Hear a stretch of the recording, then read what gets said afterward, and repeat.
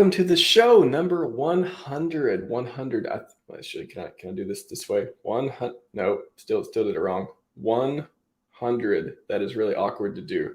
Welcome to the show. I think, I counted it. It took me 2 or 3 times. It's harder than it looks to count episodes because, do you count only the streams? Do you count only, do I count 100% uptime? Do I count the Hedron streams or the live stuff that I did? And otherwise, so it's actually harder to come up with a number. And then I have streams scheduled and they're on a playlist. And then the playlist counts the scheduled ones that I can see. And then everyone else can see something different, I think. So anyways, I think I finally nailed it down. I was like, okay, I think 100th episode, it'll be with DCC. It'll be great. So thanks everyone for your support. I just wanted to say I started this channel 8 months ago or so, and it has grew.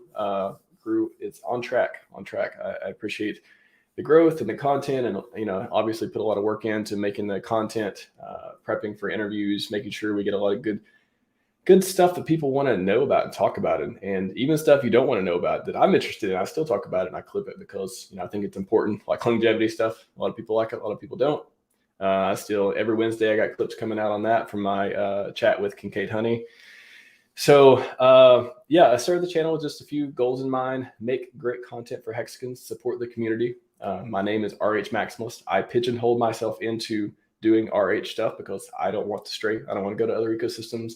It obviously wouldn't make sense for me to do that, having the name that I have. So that was on purpose, and that's just part of my principles and my mission. To spread Hex through the crypto world. I try to make content that can be consumed by other people in crypto to help get them and show them the light, show them about Hex and PulseChain and all of RH's ideals. And that's what I love. I'm RHMax for his ideals, and a lot of his ideals happen to be money printers, and I like those too. So, and then again, keep the content free of ads as much as what's in my control. Obviously, I can't control everything, but I don't monetize the channel. I don't want to sell you anything. Even with merch, some people ask about merch. I'm like, if you were local, you came to a meetup, I would just give it to you because I don't want to sell you anything. I think I'm pretty strong with those principles. So, and Richard does it too. Richard doesn't turn on ads on his YouTube channel. He's not trying to sell you anything. And also, benefit, he didn't get FTX'd. He didn't get BlockFi'd. Worked out pretty well for him. So I was like, why not? Why not do stuff like that? So I'm excited today. I'm excited. I just got home, and I was like, me and DCT, we're going to have a conversation. Miguel is the man. That's true. That's a fact, Brand. A lot of people, I've talked to so many people who've been onboarded through this guy and his program. And I'm excited to get into it with him. Welcome, Hex Live. Welcome, Crypto Truth. Good to see you. Good to see you, sir. Hex 647. Let's go for sure. Money printers goes burr, says Miguel in the background. What's up, UFO? Appreciate seeing you. I'll just say hi to the chat before we bring our guest in. And appreciate that, man. Thank you. Congrats. Yeah, thank you, man. It's been fun. It's been a lot of work, a lot of clipping, a lot of thumb hell and clip hell, as I call it. But and a lot of just hours putting in, just prepping interview. Like I quoted before, on average, it takes about 4 hours of prep work from start to finish to do each stream, at least on my channel. And I think Crypto Kindness has confirmed that. He said, yeah, like that was like a conservative estimate. So appreciate that. RHMax pretty ensures you won't get the unfollow. Hey, I didn't want to throw it. I'll throw it out there. RH did mention he follows RH Maximus. So I feel like that's another good move on my part, right? I'm safe. As long as I don't start tweeting about other stuff, which I shouldn't, right? I mean, in most cases, other stuff that's not in the ecosystem, at least. That's what I try to do. Thank you. Yeah, the conference was super fun. Shout out to Maddie again for putting that on. I wish I could say this is a thankless job, but it's not. A lot of people thank him for his excellent work because he does excellent work with the conference. If you'd like to tap the button, feel free. It's almost here. We're almost there. Pulse Grandpa. Yes, thank you, Pulse Grandpa. Appreciate that. If you have any questions, again, pretty much every stream I keep AMA. So that's, I do try to pay attention to the chat. I try to answer questions. Broken record. I don't know. He keeps saying he doesn't know any timeline. So I guess if that's the broken record you talk about, maybe. Thanks, Giff. Appreciate it, man. You're gonna come on like 102 or 103 or 104 or 105, right? You're gonna come back for me. I think that's about it. We're gonna get into the show now. Without further ado, dollar cost crypto. Welcome to the show. What is going on, man? Man, there's a lot going on in this bear market. People say it's boring, but why isn't it boring? Let's start with that. Why isn't the bear market boring? I just gotta start off with one thing before I even answer that question, man. You are probably one of the most interesting names for a ex YouTuber. I would have literally never, like, even when we first got into HEX and everything, or even before it was created, I'd never thought someone was going to create a channel called RHMax list.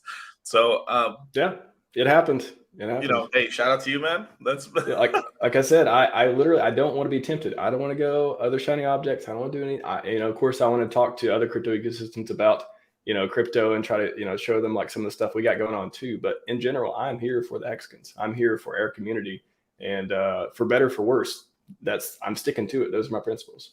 Hey, man, that's beautiful, man. So. Yeah, no, definitely, man. Shout out to you, man. That's pretty. I think you actually are doing a really good message, and I like that. That's why I agreed to do the stream, and then on top of that, I didn't even expect it to be the 100th stream, but I was like, oh, cool. Yeah. I was setting up. I'm like, like I said, it's really hard to count these things because the playlist like kind of makes things up, and then I had to do a stream Monday to make sure it lined up. I was like, oh, I'm going to do a security AMA because I need to like make sure this is 100 because I mean, not that I could have did 100 with anyone else, but I was like, why not with DCT? He's I haven't met him yet, but he sounds like a cool guy. So let's do it. Let's do it with that. Yeah, we got it. We're going to throw the next HEX. The next HEX convention is probably, which I'm guessing is probably going to be in Vegas. Definitely, let's meet up and stuff. We'll do a live in-person stream in the studio. That'd be awesome. We'll do a lot of cool stuff, man. Don't worry. But just to answer your question about they think it's boring and stuff and everything like that. This is not boredom. Like there is lower levels of hell. Trust me, when it comes to boredom and stuff. Like this cycle's bottom, or we're very close to it, I believe, right now. In terms of if we're looking in the past, we're probably in the 29. We're in 2019 right now. That's where we're at right now, 2023. But back in 2018 and 19, that was truly boring. It was just nothing but down, and there really wasn't much DeFi at all. I mean, we're talking about a time before even Uniswap. We didn't really get Uniswap until I think it was like August of 2019, I think, or October of 2019 is when it came out, and it didn't really get popularized until we started using it as Hexicans after the and to tell you the truth, it wasn't. I really don't even believe we even used Uniswap that much until like March or late February of 2020 anyway. So it's that sort of thing where like it was just so. I mean, all you could do is just go. I mean, like I would just have to listen to like these TradFi podcasts sometimes because like you could literally listen. Like there was a time and place where you could listen to everything, just about everything that was like decent on YouTube when it came to crypto. It was that crazy. Like I remember like I used to joke around with Wave 3 TV and stuff like that. Mm-hmm. And we used to joke around that I was like, bro, I've literally listened to everything on YouTube today.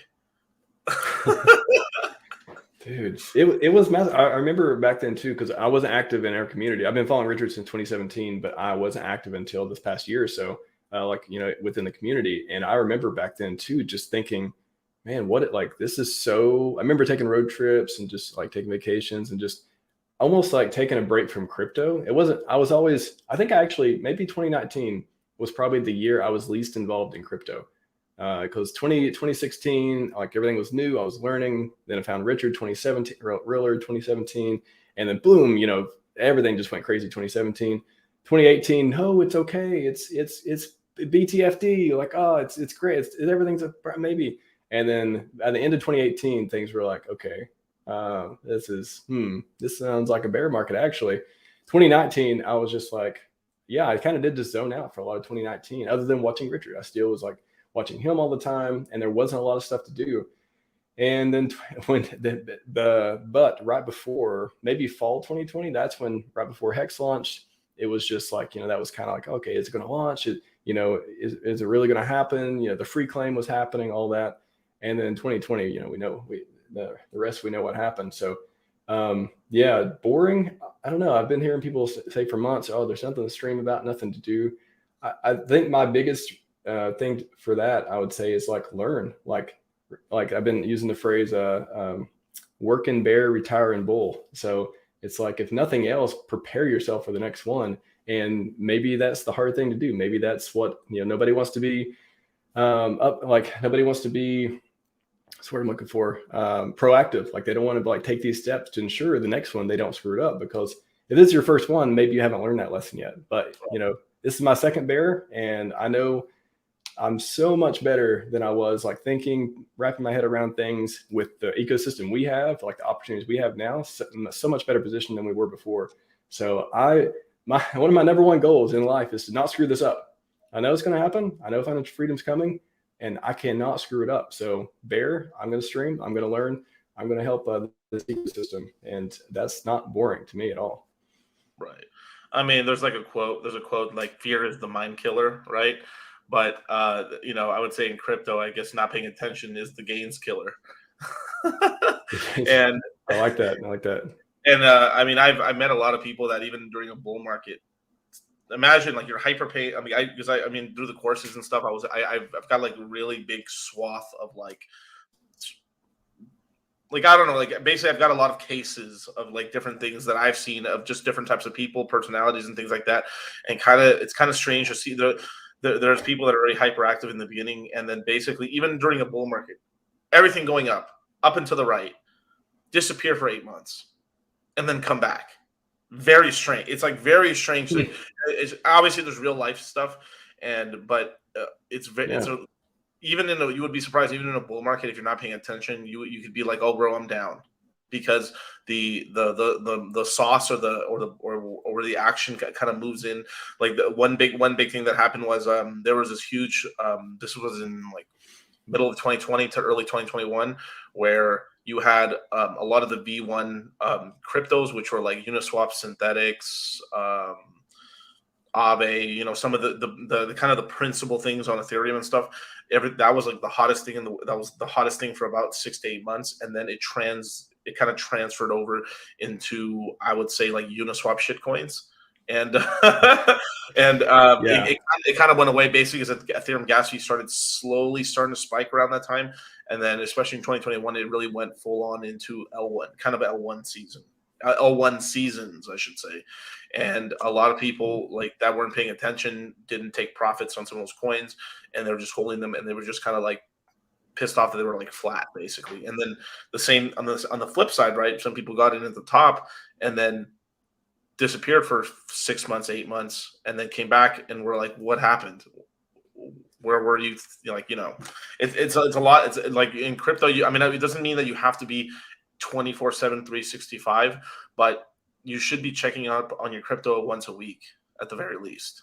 Like something, like even though it is one of the biggest. It's this vehicle that we're in cryptocurrencies is the highest appreciating asset class on the planet, and you do still need a little bit of maintenance. It does take a bit of work in order to get like the stone moving. From there, it really just you need to add a little bit of maintenance. There's kind of a maintenance that you kind of need to do it. It's like we call in the red pill space a burden of performance.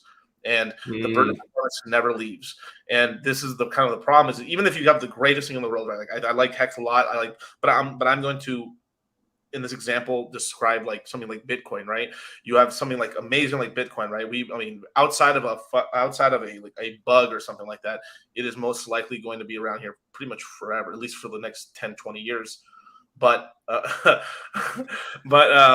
gave that guy a wrench, huh? No. Yeah. $5 wrench attack incoming.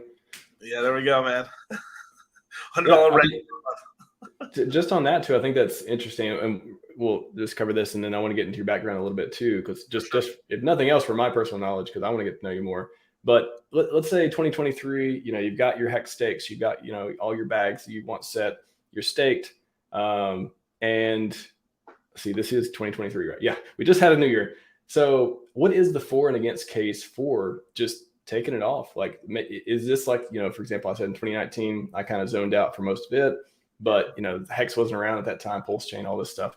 And what is the for case? Like, what is the trade-off? And kind of just like, hey, I'm good. Or, like you said, maybe watching your bags once a week to see if there's some new free climb you can do, or watching to see if there's some, shift in the market or things like, why would you go for one way or another? Right. So just to go back to the one point for a second, just to finish that point, is just basically some of these Bitcoin guys, basically because they felt like they won, they didn't really need to grow anymore, and kind of got left behind. Right Mm. now, they did. I mean, I'm not saying that's going to happen to Hexicans and stuff like that, but it's the sort of thing where like it can happen if you like it can happen to you as a person and stuff, and you can grow kind of your skills kind of get brittle in the DeFi space, right?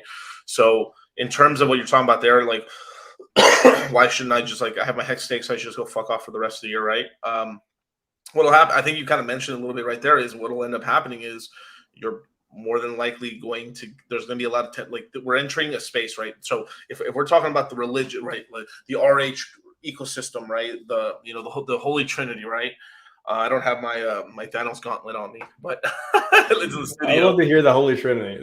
It's priceless. I love it. Right. So like you have the Holy Trinity, you're right.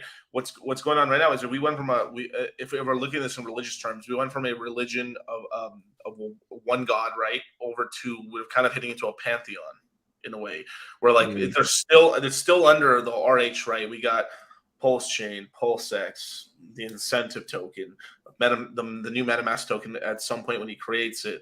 We got HEX, PHEX, and those are like the main RH linked tokens, and then from there you've got tokens that are kind of complementary. They're not like they're not trying to like really hurt the main ecosystem, trying to help it.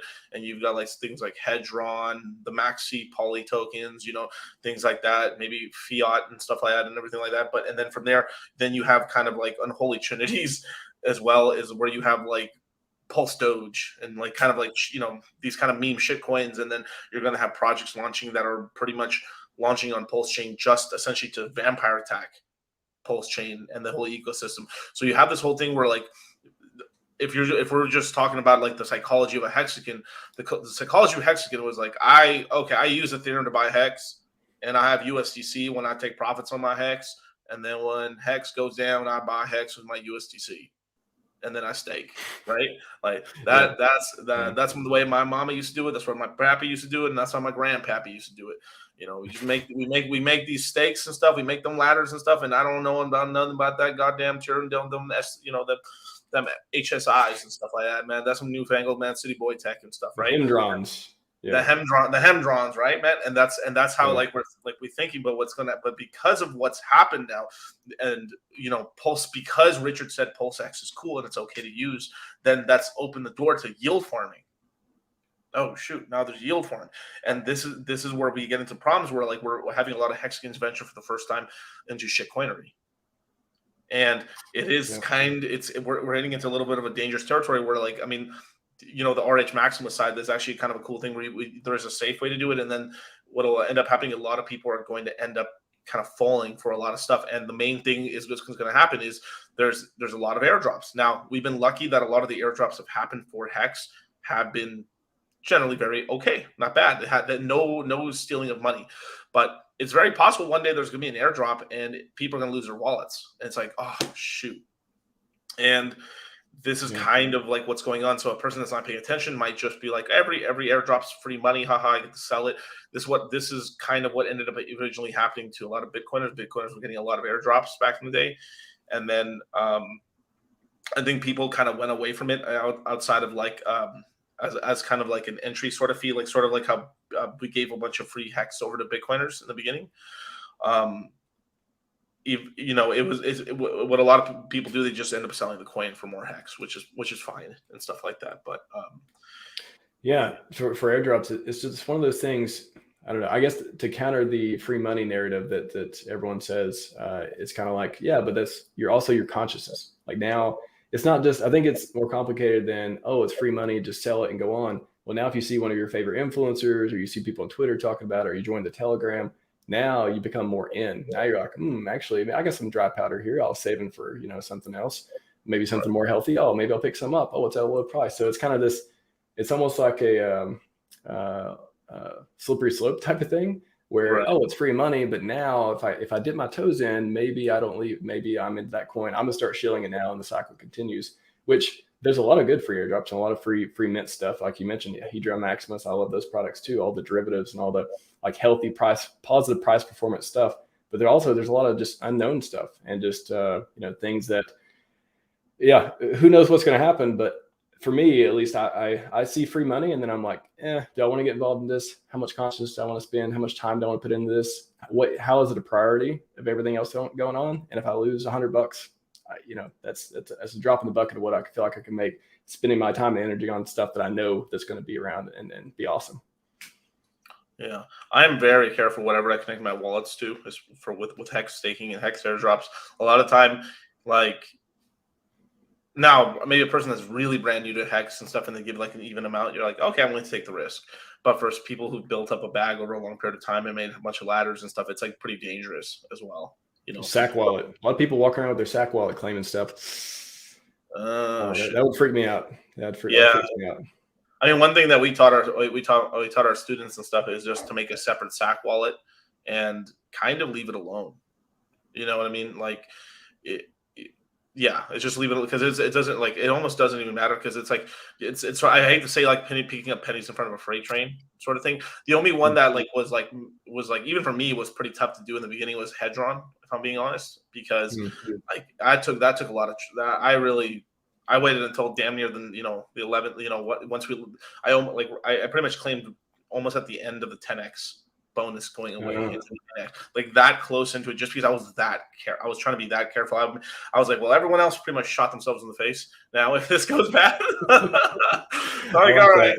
I'm not going to be alone in this misery if this happens. Yeah, if this happens to me, man, we're all down bad. Crypto coffee, down bad. I mean that's kind of the way I see it too. I will wait. Somebody was talking about there's new airdrop recently of a coin that a lot of people like, and I was, I see it, I recognize it, and then I'm like, okay, maybe I'll wait a little bit. Let's get other people talking about it. Let's see a bunch of streamers make videos on it, and then maybe people that I trust their judgment or otherwise.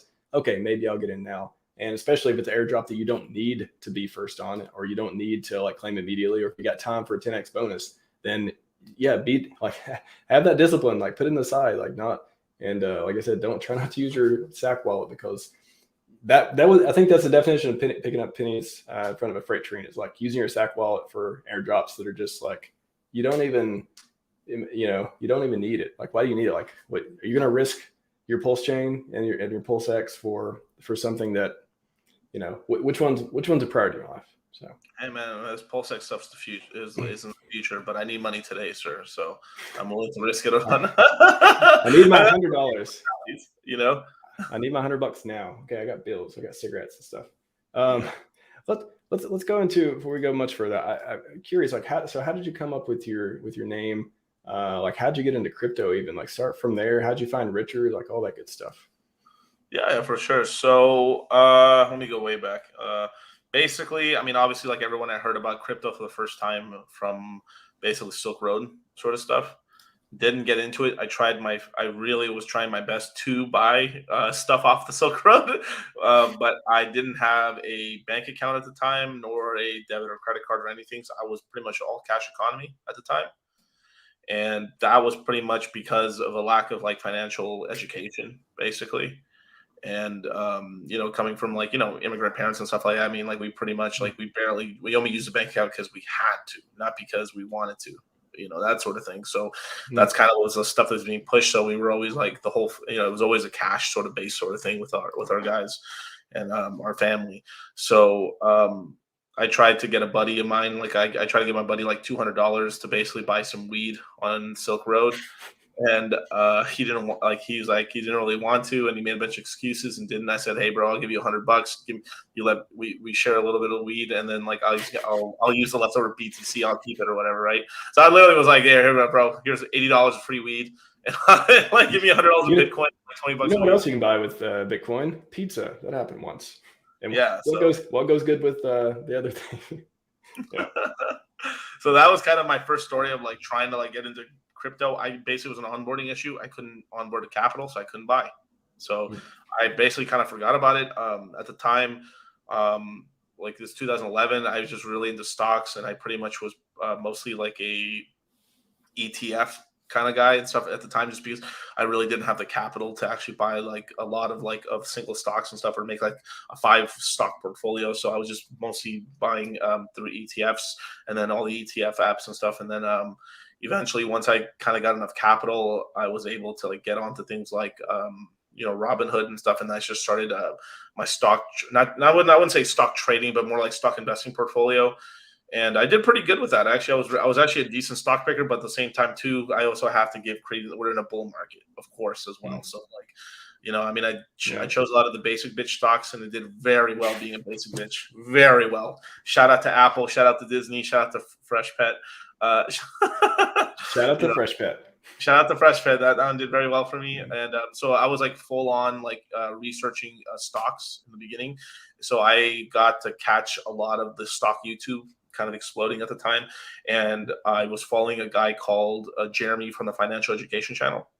And he was still a stock guy even today. He's like friends with Grant Stephan and stuff like that. I think he's a good dude. And I was watching him for a while. And then, so what kept happening in like the middle to early 2016, he kept shitting on Bitcoin and Ethereum, or mostly Bitcoin. And then eventually, as we got later into 2016, he started mentioning Ethereum a little bit. And I was like, what the hell is this guy talking about? And then I was like, eventually he just kept shit talking crypto so much that I was like, all right, you know what? Let me go see what's going on. Right. And this was about October of 2016. I was like, what is going on? I was like, wow. So I downloaded the Coinbase app, and then basically I said, I'll start buying some. And then I just really started buying cryptos in December of 2016. And then from there, I kind of jumped in. Wow. Yeah. Their timeline's super similar. Yeah. That's basically what happened. I mean, basically I got reminded of crypto because of a hater. So, hey, I mean, everyone has their use cases. No, I don't want to shit on Jeremy. I think he actually is a good dude. He's done, but it is a sort of thing where like I get why he was like that, because obviously at the time, like you can't like crypto gains and stock gains, you can't compare the two. My best year in stocks was 40%. Yeah. And I was like, whoa, bro, I killed it, bro. I like, wow, I made it. But 40% on nothing is nothing. You know what I mean? It's retirement for 55. Yeah, I mean, sure. Let's just say you have 30, 40 grand, right? 30, 40 grand and stuff. 40%. Yeah, whoa, I'm up a lot. But like you buy a car, you do this, or you give money to your parents for a couple months and stuff like that. That money evaporates quickly. 18 grand is nothing. You know what I mean? Really, in the grand scheme of things, it's still it's nice. It's nice for a month, but it's not as much money as people think it is. So. Basically from there, I kept kind of DCAing capital up until like I would say Valentine's Day. I was just kind of tiptoeing, playing around with it. I bought Litecoin, I bought Bitcoin, I think under like $500. I bought Ethereum at $4. I think I bought Litecoin at $2 and stuff. The first crypto I bought was Litecoin, and so I bought these cryptos pretty cheap. Didn't buy as much Ethereum as I should have, honestly, because you got to imagine at the time, like Ethereum is like some like even it's even crazier than HEX. It's like in terms of like what the hell is this thing, you know? So I was like, okay, I get Bitcoin, I get it. Basically, if I own a Bitcoin, one day I'll have slaves of my own, and then everyone else, because they don't have Bitcoin, since I'm one of the glorious 21 million people on this planet who will have wealth on this planet. I will have a lot of serfs that live under me, under my feet. And I'll be able to, take advantage of my serfs, basically, right? And that's kind of always been like the Bitcoin sort of way, where like if you don't get one, you're basically a poor pleb for life, basically, right? So I got that, but then I was like, Litecoin. So you're saying like there's 4 times the supply, and then one day maybe one of these Litecoins might be worth like 4 Litecoins will equal 1 Bitcoin. Holy crap. That means if I buy a bunch of them right now, I'll have this many Bitcoin. I mean, I'll own this much slaves. Wow. Gold and silver, bro. Gold and silver, right? Gold and silver, bro. Yeah, and I'm not being joking around, because I mean, this is legitimately, I heard this video in like, this guy, I don't know if he's still making videos, but he used to do these gold and silver videos of 2015, 2016, 2017. I think even up to 2018, where like he pretty much was like spitting the craziest shit about gold and silver, to the point where like he was basically saying that like you'd be able to buy like a house, like the U.S. economy will crash so bad that you basically with 1 ounce of silver, you'll be able to buy a property and stuff, a gold. You'll be able to. He got. I remember I don't know. He probably took it down. I have to find this asshole, but like he was pretty much saying like an ounce of gold, you'll be able to buy people. Seriously, like it was like that insane. Like. Wow. And this is kind of like I always, anytime I listen to a lot of I'm not saying the RHMax on this sort of thing, but like the Maxi sort of like, I'm talking about like one world currency sort of like BTC Maxi sort of stuff. It always, in the goldies, they always remind me of that, where like the end game is basically like, I have so much of this that I can basically impose my will onto other people because I'm such a loser in my real life that like now I have power. You know, it's really some loser power like mentality shit that like it bugs the fuck out of me. Yeah. You know what I mean? Yeah, it's not the healthy way of thinking, I don't think. No, it's not. So I mean, so basically, I just kept investing, and then what happened was then Bitcoin and Ethereum and Litecoin just started going like that, and I was like, yo, I found it. Holy crap. So then from there, I completely stopped dollar cost averaging into stocks and completely all my because I was still afraid, like even with the gains, I'm like, man, maybe these gains will like crypto will crash. Fuck. So I left my stock portfolio there.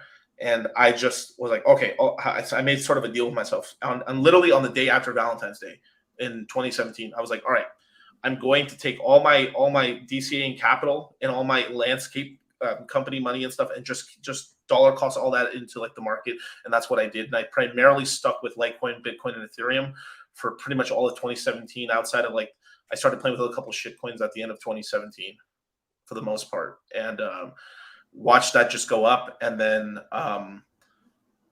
pretty much topped out, and then watched it go down in 2018, basically. And what kind of saved my ass was actually because I didn't touch the stock portfolio. So I did make a lot of X's, and what kind of saved me a little bit was I had that I worked my whole life in order to kind of build up with that stock portfolio. So I had those stocks there in order to DCA from late 2018 all the way to 2020. I pretty much ran through my stock portfolio at end of 2019. And I pretty much DCA'd completely into Bitcoin, Litecoin, and Ethereum. I was able to catch the lows on Bitcoin and Ethereum and Litecoin, and was able to then then take parlay and take that money into BTC, and then eventually buy a ton of Ethereum because of Richard. And then used a certain amount. I probably use more than half of my portfolio, stocks everything into HEX, and then from there, like started YouTubing and stuff like everybody else. And that's kind of like the beginning part up until I get into HEX, pretty much. Yeah. So, Richard used to hate Ethereum. He used to talk about how horrible the attack surface was and all that. So, how did Richard get you into Ethereum? Curious. No, well, it's more like, so because I always had that slant, since my name at the time was Litecoin Moses, right? So before dollar cost crypto, yeah. It was Litecoin Moses, right? But so yeah, Litecoin Moses. There you go. I wonder what that meant, and I was like, oh, it makes sense now. Okay. Yeah, I mean, I had a ton of names back in the day. Like my first name in crypto technically was Dogecoin Muhammad. I see a pattern here. Oh yeah, it's biblical for sure. Like, so it was like it was Dogecoin Muhammad, then Litecoin Moses. Then it's the same thing. Like anytime you get into a coin, then you make you start seeing these crazy gains. You're like, holy crap! Then you change your name. You get really maximalish in that community, and then from there, I had all these other names as well. And then I eventually my podcast. So I made a podcast early on. I think in 2018, what it was called, like the Crypto Gamble Podcast. It doesn't exist anymore. It's got deleted. But Crypto Gamble Podcast, I made a couple episodes, and then eventually I decided to make a new podcast called Dollar Cost Crypto. And the podcast was called Dollar Cost Crypto because I was like, I was a huge advocate of DCA, basically. So I was like, how can I can't make dollar cost average, but what about dollar cost crypto? I think that was cool. And then I had buddies of mine at the time, Charlie and John and stuff like that from Modern Life Dating from back in the day, where like they were telling me, well, Litecoin Moses sort of like, kind of like, if you're going to talk broadly about cryptos and stuff, it's kind of limits you of exposure and stuff like that. And at the time, because of the market, everyone was really mean to each other, especially during the bear market, because it's like, F these Litecoin people, and I was in HEX already for a long time already. So I decided, you know what, I'll just go dollar cost crypto. And because I was trying to figure out ways to kind of onboard people into HEX and the whole cryptocurrency community. So I was like, let me choose a name where it's a little bit like I can basically kind of blend into any group very easily. Well, so you think the next one's going to be like PulseChain Reformation, or Next couple of years, or do you feel like you know what? It's also your fault that every time I see DCC, I think of DCA. And when I try to tap DCA, I sometimes tap DCC because I'm thinking of you in the back of my mind too. So you got some mind share with this name as well, I'll say. Yeah, man. So, yeah, then from there. By the way, yeah, by the way, in the chat real quick, everyone put out what you think is his name. If Miguel ever changes his name from DCC, what do you think it should be?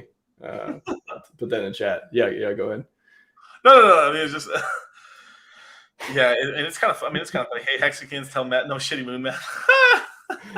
Hey, yo, a lot of my math was right, man. But at the same time, here's the thing. Like one thing that I always grounded my moon math on was on the BTC price and the Ethereum price at the time. And I always said, hey, if Bitcoin and Ethereum don't go to these levels, these numbers are retarded. They're not going to hit, right? And people didn't hear any of that. They said, yo, Miguel said that it's going to hit this level. And then they just walked away from the computer. And then, like, I don't know, like, just that's all they hear, right?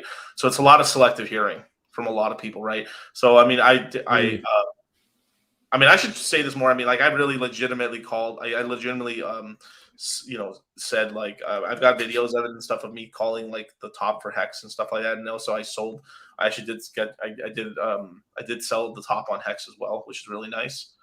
But yeah, it was really cool. Not many people can do that. Yeah, it was cool. And not completely. I should have sold more, but I mean, hopefully not all of it. Hopefully just your liquid, your other bag. Yeah, I'm talking about your retirement bag or anything. You don't want to sell that. Exactly. Yeah, no. I sold everything. I'm just all. I have no t-shirts right now. I'm just all cash right now. No. I sold a good full cash, all gold and silver for Miguel. That's what I heard. Right. That's right. But all real estate, man. Bought the top, sir. But we got a couple. Recommendations. PulseChain Pope. Miguel Bow. Miguel Bows. Yeah. I'm going Moon Math Jesus. PulseX Master. That is probably going to be someone's YouTube name at some point. I wouldn't be surprised. That one, someone's going to do that. Okay, here's $1 cost boss. That's not too bad. That sounds like almost makes me think of Cake Boss, that show. Cake Boss. Yeah. Yeah, it makes me think of that. Which I don't know if you want to cook and do crypto. That could be cooking and crypto. That sounds like another channel. There you go. I don't know. Do you like to cook? Yeah, I mean, well, the thing I used to be able to a little. I used to be able to like cook, but now I'm busy. I'm too busy and everything. And then I just got over it. You know, just get females to do it for you. Well, I mean, go back to all the serfs and slaves and stuff you talked about, that one day you'll be able to just stack them floor on floor in your mansion of 70 levels. And, you know, if you just keep staking HEX, anything's possible, right? No, that. Ooh, Moonmath Miguel, MMA. I like it, Gamer Pleb. Oh, Moonmath MMA. Oh, yeah, that's a good one, actually. Yeah, definitely. So basically what ended up happening is I just decided to, like, okay, I'm gonna make a YouTube channel, and then what I'll do is I'll just name my YouTube channel Dollar Cost Crypto, and then that pretty much the name stuck from there. And but a lot of the OGs and HEX pretty much still like, oh, Litecoin Moses, Miguel, what's up, man? And then so that's pretty much what happened there. But I was basically DCAing into the AA multiplier, amplifier. I'm sorry, for like I would say almost into like. For the first 4 months, if I remember correct, 4 or 5 months, and then from there I switched into buying on Uniswap from there, just because I was like, you were just getting so much more. The small guy was getting so much more, especially if you were buying like 10 plus Ethereum. If you're buying one Ethereum, half an Ethereum a day or something like that, you were getting much more HEX at the time than you were actually on the amplifier, especially when we started getting a lot more of a daily Ethereum. But like there was just the day where they a wallet kept adding 3,000 Ethereum and then 10,000 Ethereum to it every day, Man, back then it was so crazy. Like I remember Richard doing the streams talking about the adoption amplifier, got to get in and stuff. And back then, I was like, oh, I watched this guy for a couple of years, super smart, never been a founder though. Is this thing actually going to work? And I was almost like, I remember, I feel almost shame or guilt for doing this now. But back then I was listening to him say, oh, make sure you get in, today, like this could be an opportunity of a lifetime, all this stuff. And I was like, man, like, why are you telling everybody this? Like, you don't like this, maybe it doesn't work out at all. I remember like thinking that in my mind back then, and like how stupid it sounds now to say that. And then looking at I forget which centralized exchange it was on. I remember I didn't think I was using Uniswap. It was on something back then. Chat, help me out if you can't think of it, Miguel. By Bidesk, by Bidesk or by, it was by something. It was BI. Bidesk. Yeah, something like that. But I remember looking at the it was like at 1 Satoshi forever. It felt like forever at least. And then I went to 2 Satoshis. I was like, oh my gosh, okay, this is So much interesting. And then Bidesk. yeah, Bidesk. Bidesk. Yep. Yeah. And then it went to three or four. I think it and went I was like, 121. I think it went 121 or whatever, if I remember correctly. Yeah, well, I remember looking at the ETH pair too. The ETH pair was like, okay, it's stuck at 1. Let me look at the ETH pair and see what it's trading for. And then I remember when it hit 9 Satoshis, I was like, whoa, I can't lose my principal now. Maybe I should take some out. Like I remember like thinking that, so early back then, but you just didn't know. Richard had no track record. What's the price of Satoshis now? I don't even know. I haven't even looked Satoshis in forever. I couldn't even tell you what hex is in Satoshis. Yeah, I don't know. I don't think I've traded hex and Satoshis forever. Everything's Ethereum based now. Ethereum or Ethereum coins, USDC. I mean, it was originally but we traded it on the toilet. Yeah, I mean, it was Bitcoin Hex originally before it just became Hex. Yeah, Bitcoin Hex. Remember that was popular domain. I mean, CFD token. That was the Richard's project beforehand, and then Bitcoin Hex, and then when Hex.com came, that was like, whoa, things are getting good now. Like he got Hex.com. I think this thing might work out. Like we got a good domain. Right. Yeah, how I've explained it to like now when I'm doing the course or something like that, I can really explain what Hex is and stuff. But when it's just like in person, someone asks me like, "What's Hex?" I basically tell them it's basically Bitcoin on Ethereum with a lot of time staking, because that's really what it is. I mean, it's basically our Bitcoin. It's our Bitcoin, except it has more functionality than it's basically Bitcoin with functionality on Ethereum. That's Bitcoin really with time locking. Right. Yeah, that's what it is, really. If you think about it, I mean, it's shit.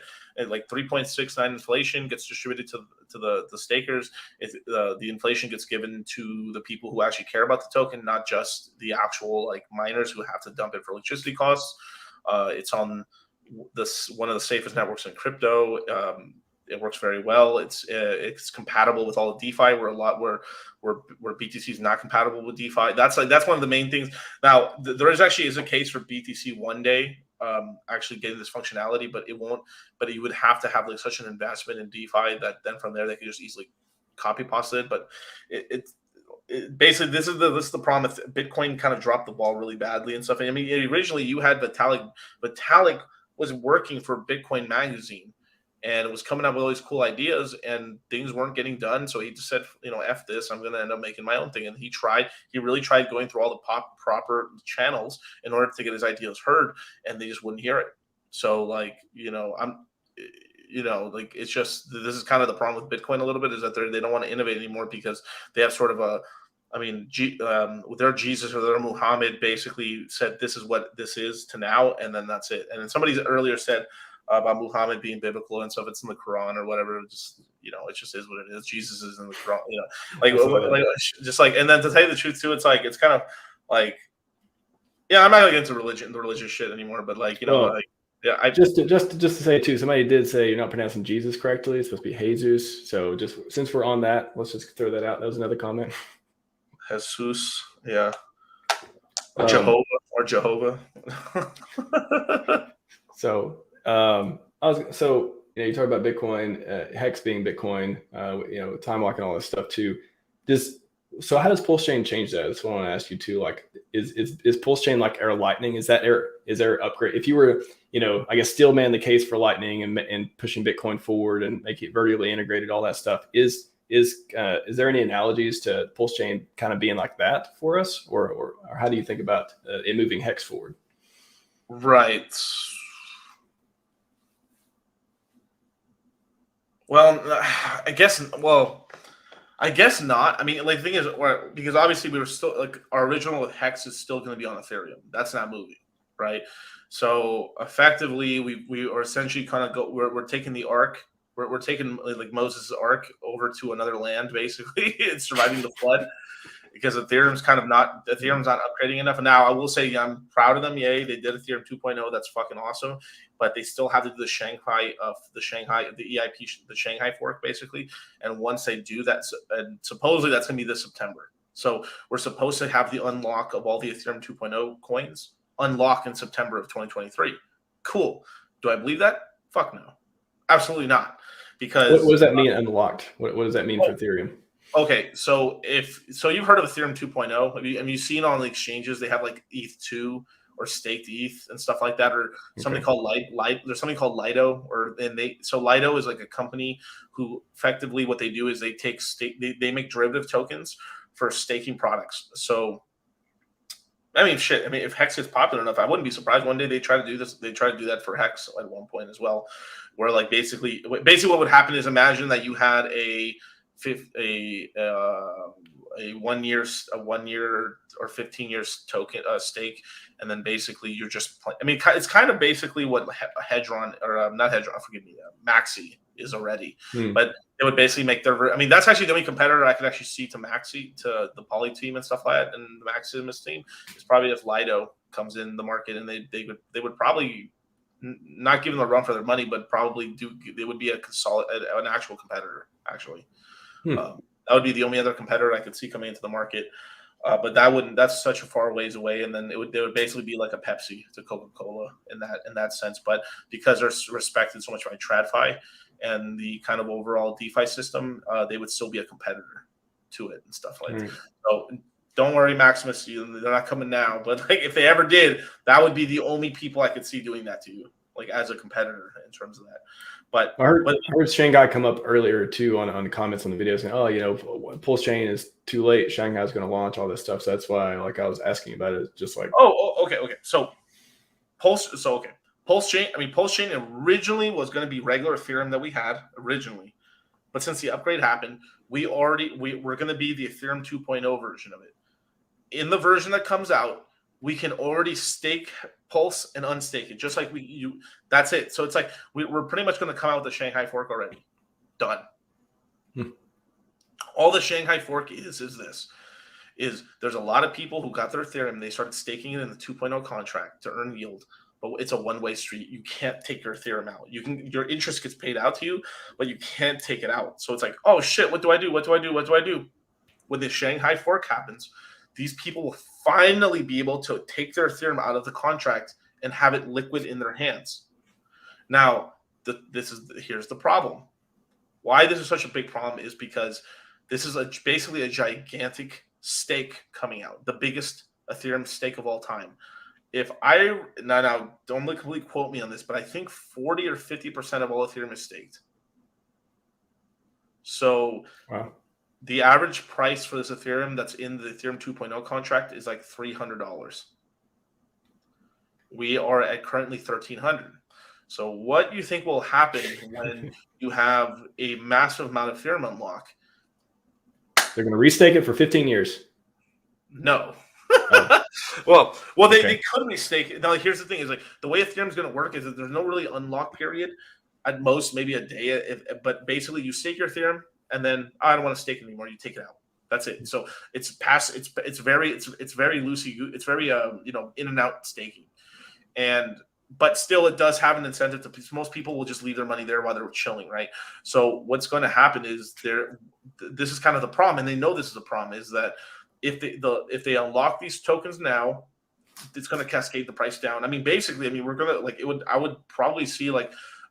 By the time in September this ends up happening, we're probably going to be at a $3,000 to $2,600 Ethereum price, and it would cascade us back down to about $800 to $500. Okay, so you're thinking that crypto, like we've already sort of bottomed, or you think September, like when all no. The bottom's going to happen very soon, but we're going to have now. I think the bottom is going to happen very soon. Now, the pump that's going on right now, I think a lot of this is based off of a couple of YouTubers, very respected guys in the space and stuff. What's his name? Bob Lucas. Bob Lucas just recently said, like, I don't know if the bottom's in yet, but I'm buying, and I'm okay with buying here. And a lot of people just blindly follow that guy. No disrespect to him. I actually think he's one of the few guys that actually is trying to kind of doing it right. But he basically told everybody like, yo, I think I'm gonna start buying here because I don't want to. If I'm wrong and this like I don't want to be. I want to buy these prices. So he pretty much said like he recommended people to buy $17,000 and $16,000 BTC in Ethereum, and I think a lot of people are just blindly following that and buying right now. So I think that's why there's so much strength right now It's because of like, but now people are like, and Bob Lucas has like 100,000 K channel, but he's followed secretly by basically every kind of stock. I mean, I'm not stock. Every charting YouTuber. I'm a fundamentals guy, so even though I do respect the guy, I listen when he has like 1 or 2 videos like a year where it's like it's kind of more macro focused. I listen to it just because all right, let me hear what he's got to say as a point in my screen. But a lot of these guys who are mostly, I would call them like I would call them like TA guys. These TA guys kind of secretly follow the guy and are in their paid groups in the background, just double checking to see that their stuff's kind of in line with that. So you're having a lot of secret copycatting in the Bitcoin and Ethereum space because of Bob Lucas, as well as there's another guy. What's his name? Oh my God, this is how little I follow these TA guys. I'm sorry. Sorry. So there's Bob Lucas, and then there's one more. It'll come to me. I'm so sorry. Forgive me. It's just kind of on my what is his freaking name? Sorry. Yeah, but I'll probably come to me. But basically, yeah, there's like two guys that are really like the main guys, and that's really the main dudes. And basically, because they're kind of the last prophets of the last cycle now of who's like respected in the crypto space. I really believe Richard should be up there because he called the tops and the bottoms and stuff like way more correctly than these guys. Ben Cohen, thank you so much. Ben Cohen. Yeah, that's the name, Ben Cohen. So these are now Ben Cohen took a lot more heat for his call for some of his calls, but is still very highly respected. And then the other guy right there did it a little bit more better. And then he had like basically because he had a model portfolio, he invested $100,000 in this portfolio, and then over these last 4 years, it's grown to $700,000 on the safe stuff, no degenerate stuff, just kind of safe stuff. So he's kind of a DCAer and kind of a holder for a long period of time. But then he does say like, hey, there is times you should be taking profits and then trying to buy lows again. Yeah, I agree with it. So it's like, so he has a very vanilla like version of it. If I followed his advice, I would nowhere be as rich as I am today. Absolutely not. Right. But for some people, that's perfectly okay. Like that's still in 4 years to make 7 times on your capital. That's incredible. That really is incredible. Like, especially if you come from equity. But this is kind of the problem with these kind of guys that come from TradFi, or they come from like the stock space, is that they're for me, they're too cautious in this space especially for how much volatility we have here in the space. But it for a lot of people, they're like it's refreshing to hear some people like, these guys are sensible, they're responsible, But I think it's just I just don't think it's 100% the correct strategy, personally. Yeah, well, I'm just trying to think too for 2023. Sounds like we've either bottomed, we're going to bottom at some point, and then Ethereum, maybe a huge dump coming up, regardless of what the Ethereum price is. It looks like it's going to take a pretty big haircut because a lot of stuff's getting unlocked in September. Is this when Shanghai is supposed to go? Yeah. So okay. I believe the bottom is going to be somewhere late March, April. That's what I think the bottom is going to be, off of the Fed stopping rate hike increases. Then from there, we're going to have a nice summer pump, and we are then from there going to have a nice crypto crash, probably late third quarter, early first quarter. And then from there, we're kind of off to the races after that. So I'm talking about maybe and I'm putting this out there, I do believe we actually BTC and Ethereum. I'm going to use BTC as the bellwether here, right? Bitcoin's more than likely going to bottom with 11 or 14 grand, right? And after that, it's probably going to pump to 30,000 to 40,000 within this year. And that's too fast, too soon. And what's going to happen is we're going to get smacked pretty hard. And we're probably going to get a retracement in 23 back to $18,000 to $21,000 on Bitcoin's price. And then after that point, we're kind of smooth sailing. We're back into a bull market again. And basically what's going on right now is we're getting a repeat. So we're getting history repeating itself. So back in 2019, we had the one token Ponzi that pumped Bitcoin from $3,000 low to $14,000. Right? That was in 1 year. That was in 4 months. We literally went from you got to think about this. In the whole bull market, right? I think we were only above $10,000 for literally less than 4 months. in Bitcoin's timeline back in the 2017 market. So imagine we've only been in that $10,000 to $20,000 range for 3 or 4 months, and then we crashed to 3,000, and then within 4 months we're back to 14 grand. Right?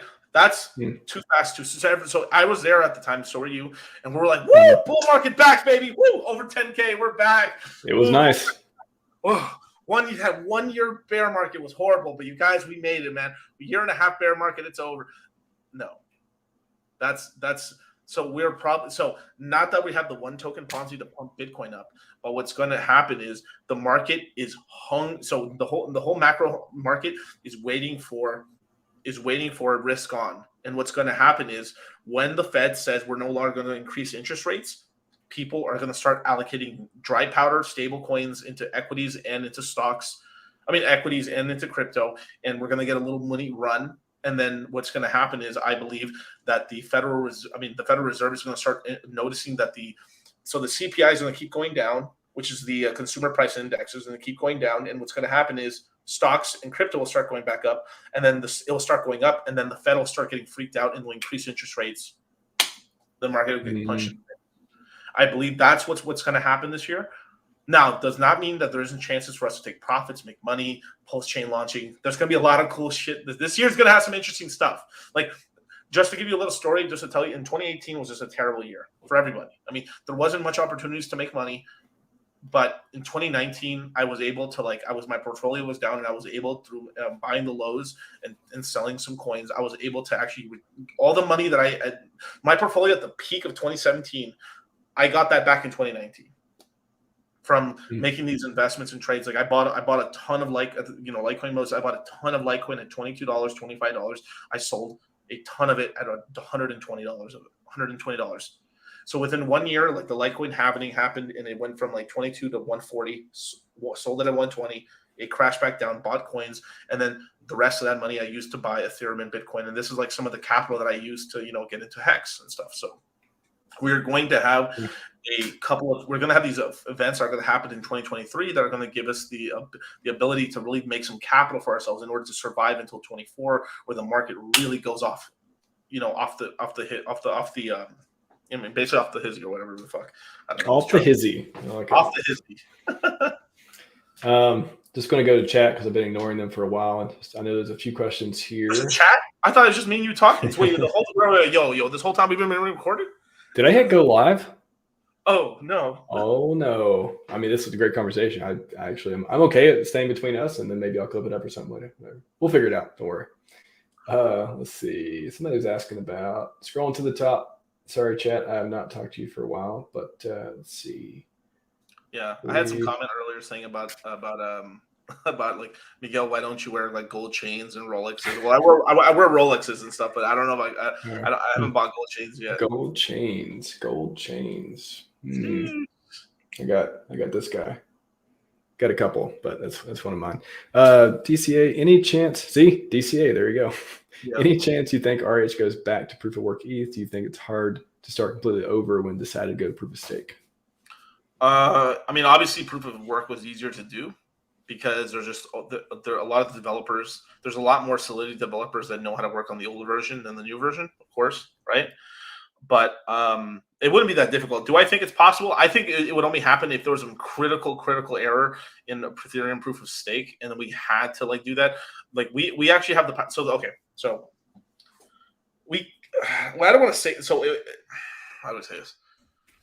So we have a DeFi ecosystem, but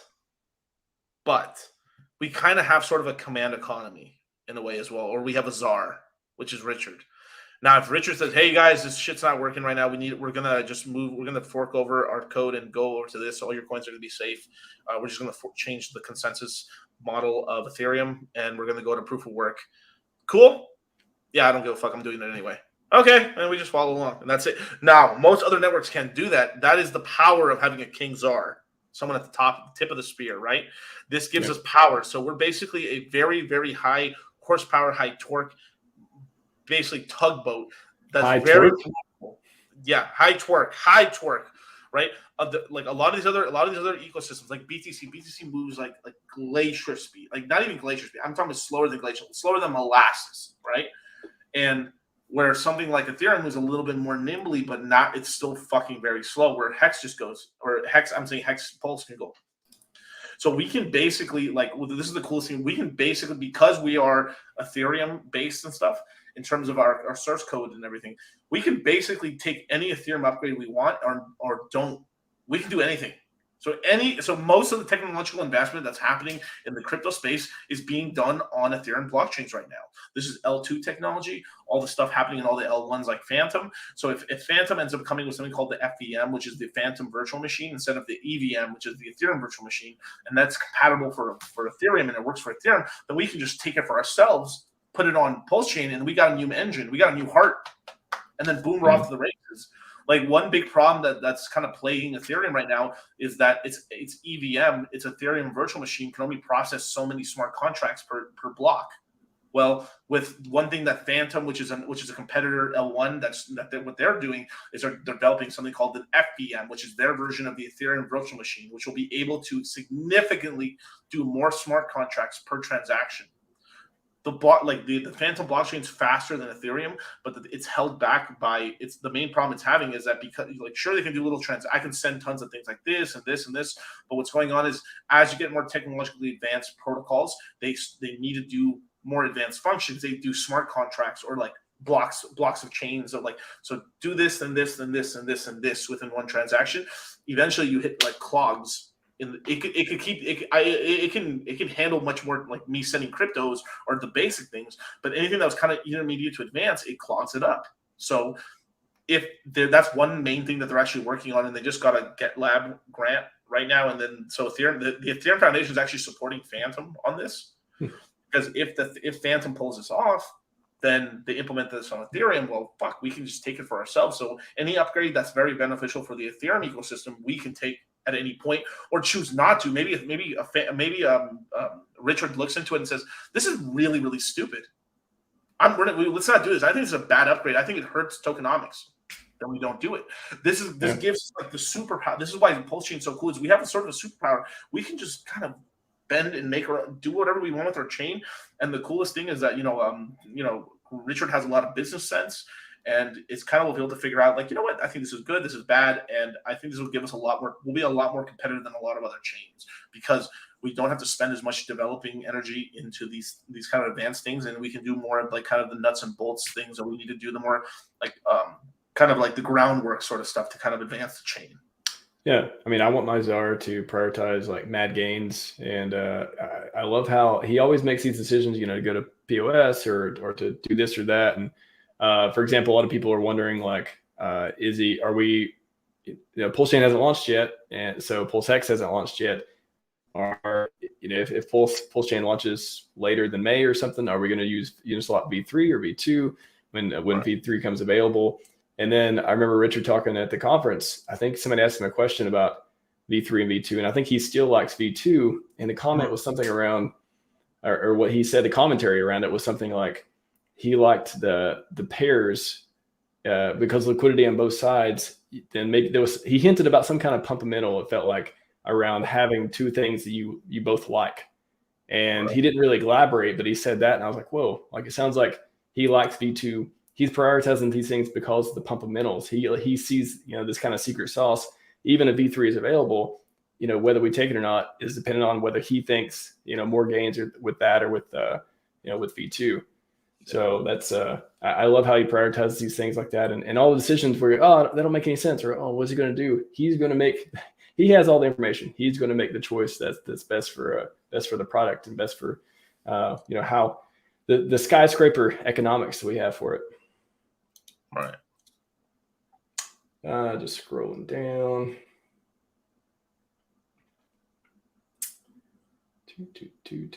Yeah, so we were talking about airdrops earlier. Of course, we got some questions on. Can you please cover the communist tokens Crypto Coffee is promoting? It seems like centralized staking. I actually watched Coffee's video today on it, and it's interesting, I'll say. But like I said, I've seen a lot of people covering it. I think Dev Huey was talking about it as well. There's ref links floating around, but it's new. A lot of people seem to like it. I haven't seen a lot of problems with it yet, and it does reward HEX stakers. So I don't know anything about it. Do you know anything, DCC? So I'm still holding, like, I'm still looking into it. I'm kind of holding my judgment on it. The thing is like, I have a big responsibility in terms of, like, if I do recommend something and it goes terribly, it's pretty bad. And this is not me. And like, I actually, I'll come to saying like, oh, but later on, it's like, oh, I really like this token. This token's really cool, right? But I have to really do a lot of due diligence and be very, very careful, because if I say, dude, this shit's amazing, you guys, let's get into it, like 3 to like 6,000 people will jump into it plus. Off of me saying like, oh, I think this thing's amazing, link your wallet to it. Woo, fucking free money, airdrop, baby. Yeah, man, Lambo out, baby. What do you get to lose? It's free money. Yeah. Yeah, and a lot of people, and if I say something on HEX and stuff, a lot of people will just jump into it, and like, I have to be very careful. So I'm not recommending it just yet. Yeah, I mean, I don't feel as much as you do, but I feel the same way about. I don't want to tell you about. I'm really too cautious and just stick with, I love Hedron, I love Maximus, has been around for a while. I love the teams behind them. So those are things that I talk about a lot on the channel because they're in the RH ecosystem, and you could make a case that they are HEX in a way, like they're just tokenized version of it in one way or another.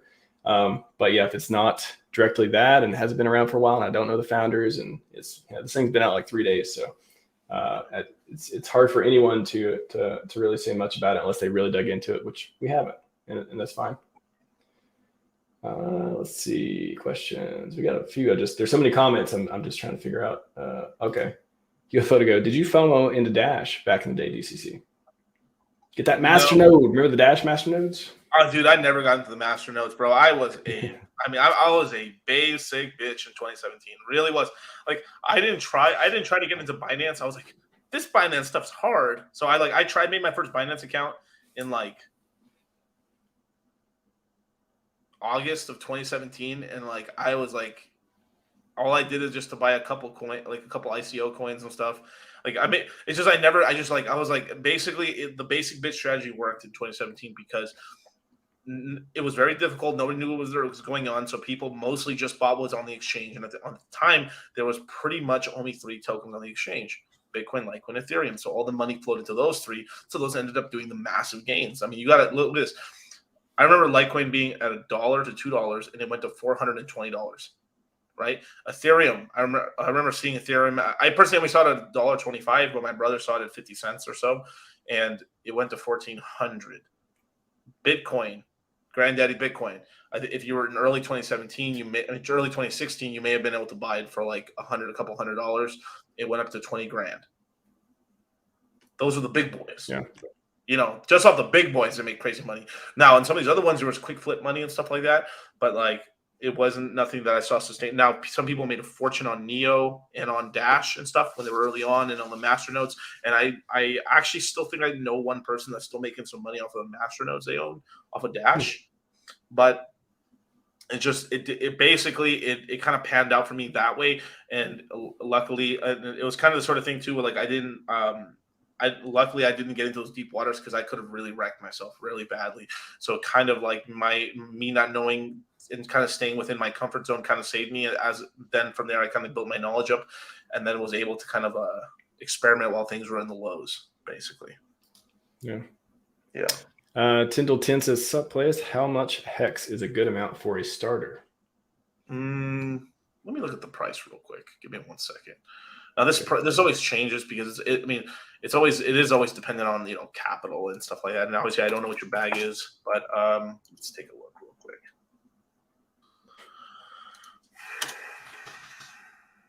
I would say 50,000 HEX right now. I think like $1,000 gets you almost 40. It's like, especially now for you, you're like, bro, I have got so much more money than that, right?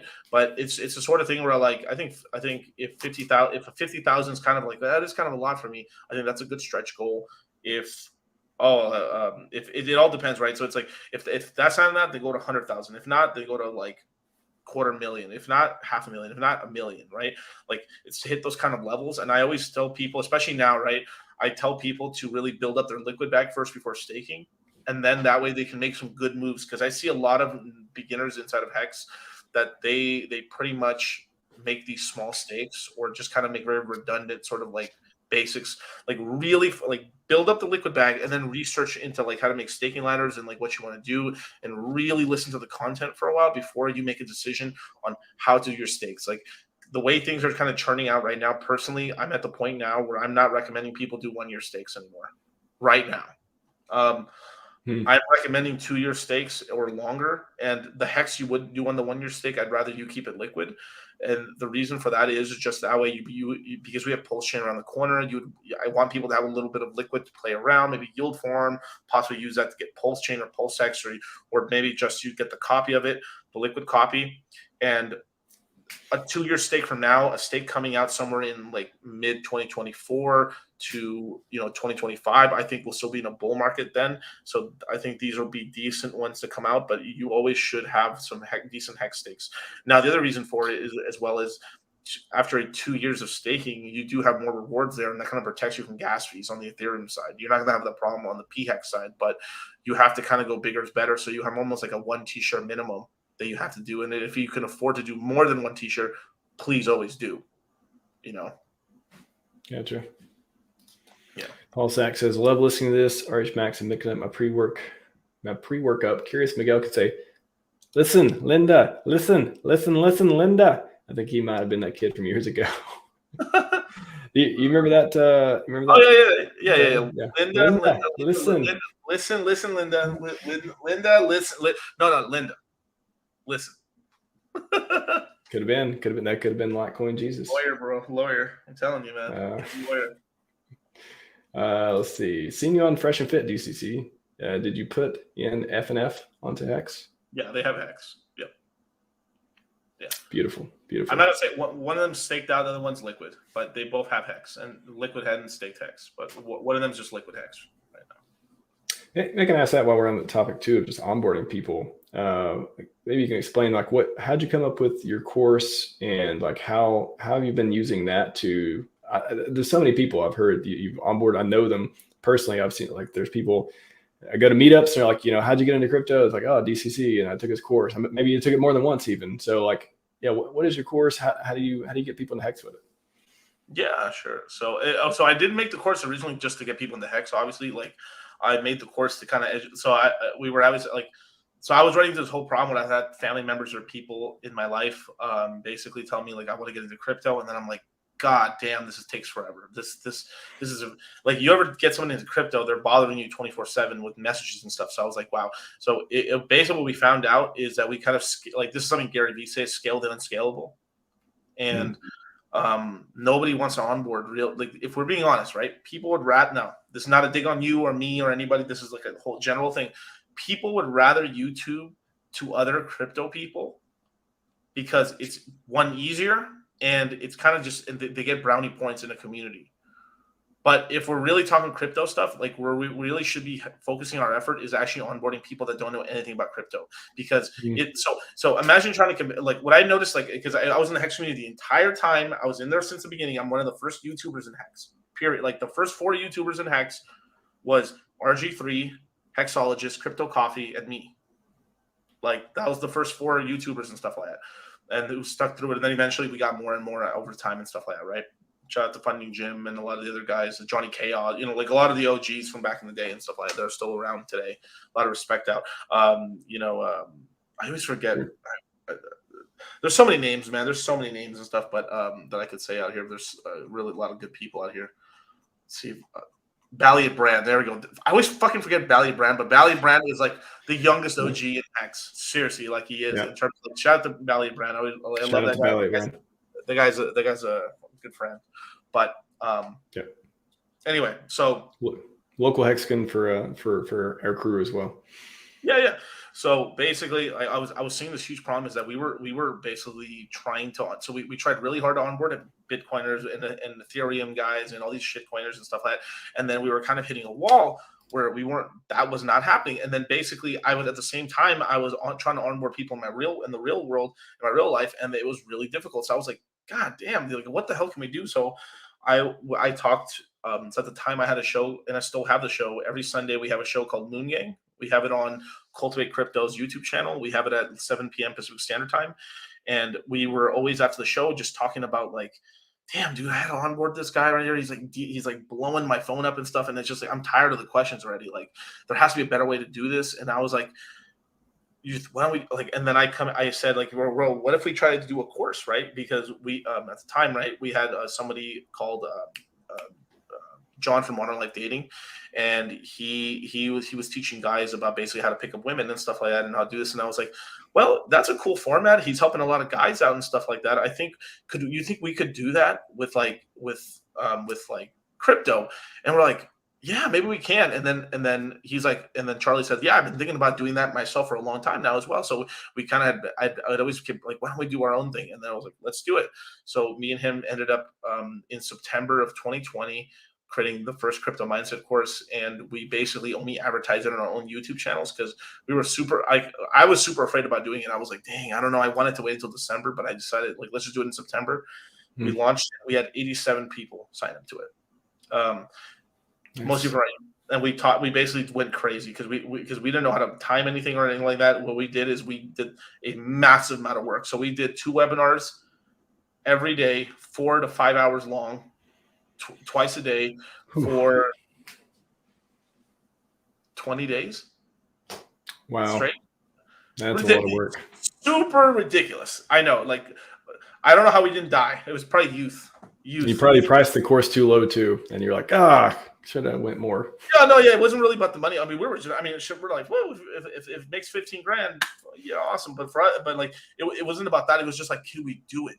Like, that's what, because and at the same time too, we had all these costs. We had a bunch of costs and stuff. We had no no website, no nothing. Like, we used a lot of the money in there to actually just develop the whole business overall from there and stuff. So we really like we in terms of courses and stuff, we did not make any money for the first 3 courses.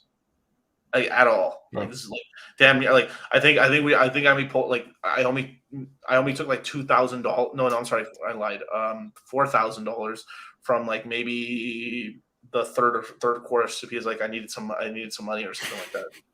Yeah, like that's it. Like, seriously, like we did not, and then we had to retain lawyers and we had to do all this crap. I mean, it was expensive. Like, a lot of people are be surprised the expenses and stuff, but we didn't care. We were kind of doing it for the love of the game, like legitimately love of the game, like. So the first course was 87 people. Second was 300 and some change. Third one was 600. And then after that, we hit the point where we were by the fourth course we were about 1,100 people.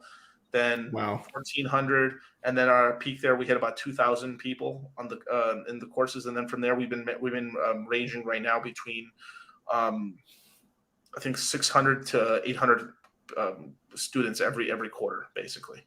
So. Wow. And we do it every single quarter, but basically what we did in this last course is we fused 2 courses together. So we essentially cannibalized the course and made a mega course, and we will not have another course until I think April. So the reason we did that is we literally did the second longest course we've ever done. Went pretty crazy. I mean, it was 3 weeks, damn near nonstop, teaching classes and stuff like that. I gained 8 pounds in 1 month. Pretty awesome. not trust me, this shit is not healthy. Not the healthiest sort of thing, but we taught a lot of people. I'm happy to say like over 320 of the students were brand new to crypto completely. And I would probably say 280 of them got into HEX, which is nice, And yeah, I was going to ask the numbers. Like, do you have a number of like people you've onboarded through the total through the courses? So like thousands? Yeah. So in terms of just total like unique users and stuff like that, in terms of our products and services, we're at 11,600 people, give or take. In terms of just taking the course, and do you have numbers on how many are like actually got HEX, staked it, or held it, or anything? Well, now, so I would say half of them are probably have HEX and staked. The other half like held the HEX and stuff like that, and maybe some sold and stuff. But I would probably say at one point, probably like I would be shocked if it wasn't like 9,000 to 10,000 people from the courses got into HEX. Like basically anyone we liked HEX. We never forced anyone to get HEX. Like this is the thing. This is the thing that like I was kind of chastising a lot of guys in the beginning, like trying like in private, like, hey bro, like we're being a little too like get into HEX. Like so we took a much more like laissez-faire sort of like way to it. Like let's show you this entire ecosystem, the entire crypto ecosystem. Let's teach you how to properly use everything. Let's show you how to use Ethereum. Let's onboard you onto Spooky Swap, onto a Phantom. Let's use this. Let's use that. Let's learn all these things. And here's a cool ecosystem that I'm really interested in. So I always have about 2 webinars in the course of strictly about HEX. So I have like a whole HEX day where like this is HEX. This is how you stake. This is all this cool stuff. And then I have another class where I teach the wonderful world of PulseChain. And this goes into PulseX and all this stuff, the sacrifices and all that stuff. So people hear me like, and I say like, oh, it's a big part of my portfolio and stuff. I really like it. But we never force anyone, like you have to get HEX. We don't. Right. But because everyone's like, wow, I do it. Like once they explain the whole thing, they're like, oh, I get it. You know what? And then they make the voluntary choice to get into HEX versus like, you motherfuckers, if you don't get into HEX, you're going to be broke, boys.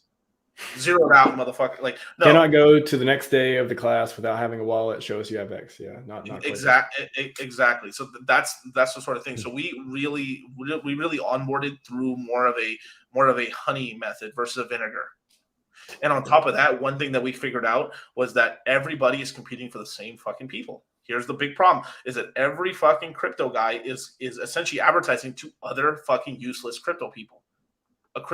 In terms of I'm saying this half jokingly but half serious. Like I don't mean it as mean as I'm saying it, but the way I'm going to say it right now is going to come across very cunty. I'm sorry, but this is just how you want to think about it in terms of that, right? So if you're it's easier to convert a person into whatever cryptocurrency you want that isn't in any cryptocurrency versus a crypto. Every person that gets into crypto once they've been in crypto for about a year is impossible. They think they're smarter than everybody, right? Basically, we say this in our adolescence phase. We see it with even our own customers. Like we have customers that we have customers who've now officially been in crypto for almost 2.5 years now, right? And there's some of these guys that end up eventually about a year and a half in, they start saying like, yo, I know more than DCC. I know more than Charlie. I know more than these guys, man. Shit, I'm out here, man. I know what I'm doing. I'm making gains now, baby. And this is what happens. There's an adolescence phase where everyone is like, they go from the new mode, being like, I don't want to be a novice anymore. I know stuff now. I'm in this coin really deep now. And then it's like, you like that coin? No, bro. The real way is this coin. Like I trust me, bro. Like I'm making some nice money over here with this coin. And this happens to everybody. Everybody, all of us do this because this is ego, right? And so it's this whole thing where like a lot of people are very fucking immature. They like if you notice like I would say the average person in terms of personal development is probably somewhere between high school and college, if that.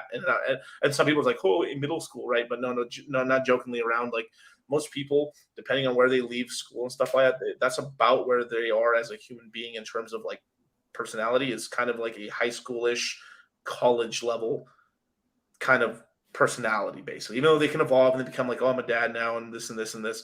But if you look at like what they like to watch and listen to and joke around and shit and fart and piss, it's about like a high school person. Same thing with women, especially like a lot of women and stuff like that as well.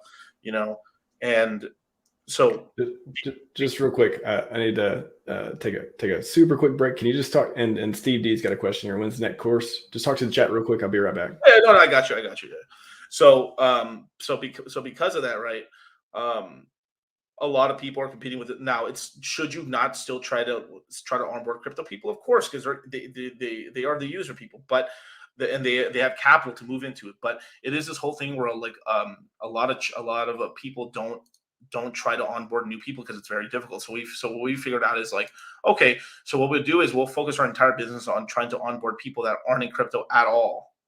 And from there, we'll be able to like kind of be their main kind of guidepost in the crypto space. And then from there, be able to kind of push out this kind of thing of like being coin agnostic and kind of have more of an open mind. So if like the first person you ever had sex with kind of imprints upon you, right? We want to imprint upon them the sort of ability to be able to think like, be more open-minded to like new things and then we've found over time that this mentality ends up really helping people make a lot of money in returns over time because they can understand and won't be so close-minded to new projects and coins. And that's kind of what we've kind of seen basically, and shout out to the chat, shout out to Crypto Sloth, man. What's going on, dude? What's going on, you guys? But that's kind of what was going on with the courses there, and a lot of and this is kind of like the problem I've seen with a lot of it, like YouTubers, is they're trying, like imagine like you're trying to like convert a bunch of like It's that classic salesman thing, right? Where like, sell me this pen, right? And like everyone tries to sell you the pen, right? But like what the whole test about it is like, do you even need a pen? You want to be selling to people who are warm leads, right? Or people who want to be sold, right? If they don't want to buy a pen, they're not going to buy a pen from you, right? So it's this whole thing where you have to go where people want to. So it's like, hey, you want to make gains? I like gains. So do you. Like, this is the space. So we created this whole. What we found out is like, basically it's only like 4 or 5 times worse than like onboarding a person by yourself in a giant group like this, because it does somewhat scale, but it is still a massive amount of work and stuff like that. So we kind of did the one business that everybody in the fucking crypto space does not want to do, because they would every person in the crypto space would rather make a coin because it's fast money. And any person that tells you otherwise is full of fucking shit. Like, I don't give a fuck from, and this is from fucking Richard to anybody else. I don't care. It's all about the Benjamins, the money, the fucking moolah, the DAI tokens, the USDC. It's all about the money, and then now there is things about glory and stuff like that. But if you make a coin, you instantly have money from the coin, and then you also have an amount of status, because I'm a founder of a token now, and I have an ecosystem, and these people follow me now, and I am a lead person now, you know what I mean? So a lot of some people may do it for the clout, other people do it for the money, but it has to always do about something. It's about clout or money. And that's why Uniswap liquidity pools have made making your coins and extracting value super easy. Yeah. So I had a question from my Crypto Truth. Would it literally be more beneficial to stake daily after a certain point? Is it? When would you ever stake daily? Like, you always see some of these I used to. stakes. I used to. Okay. Yeah. Can you go through like why you used to do that?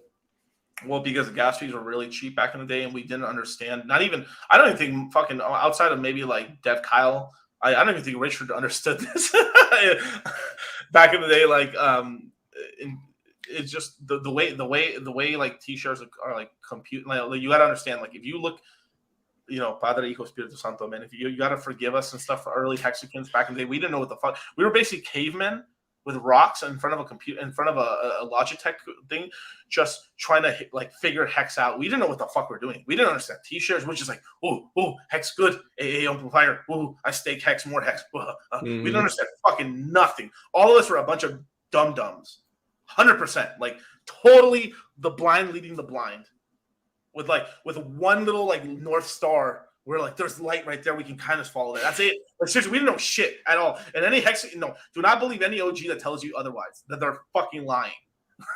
I was there. Trust me. I heard all the conversations in the green room. We were like, fuck, bro. I don't know, bro. Like, what do I do here with this and that? So in the beginning, right, and I got kind of clowned on for this. So since Hex was so cheap at the time, you could put 500,000 Hex stake every single day.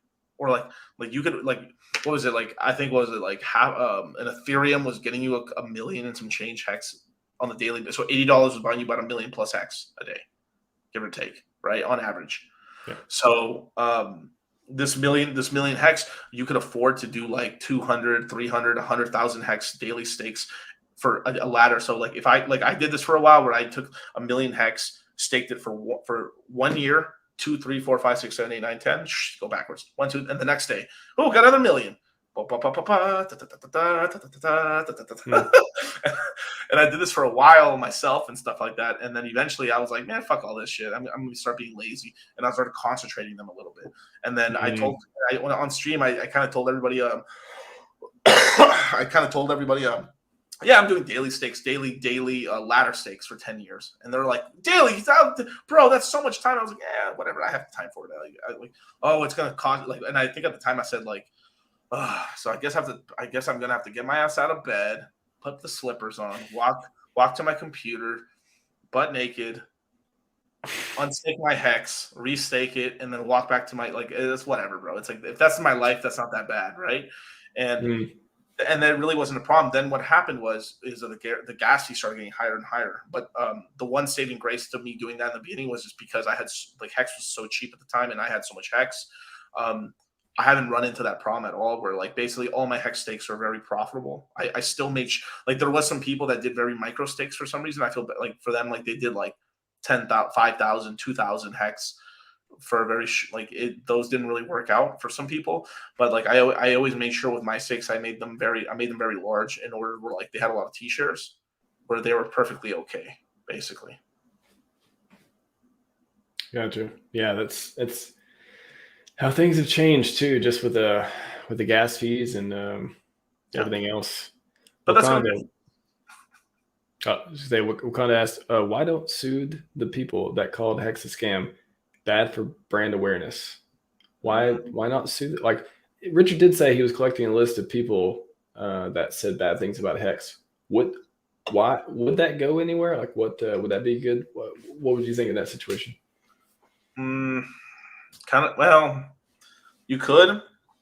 Most people aren't worth suing because they don't have money or not enough clout.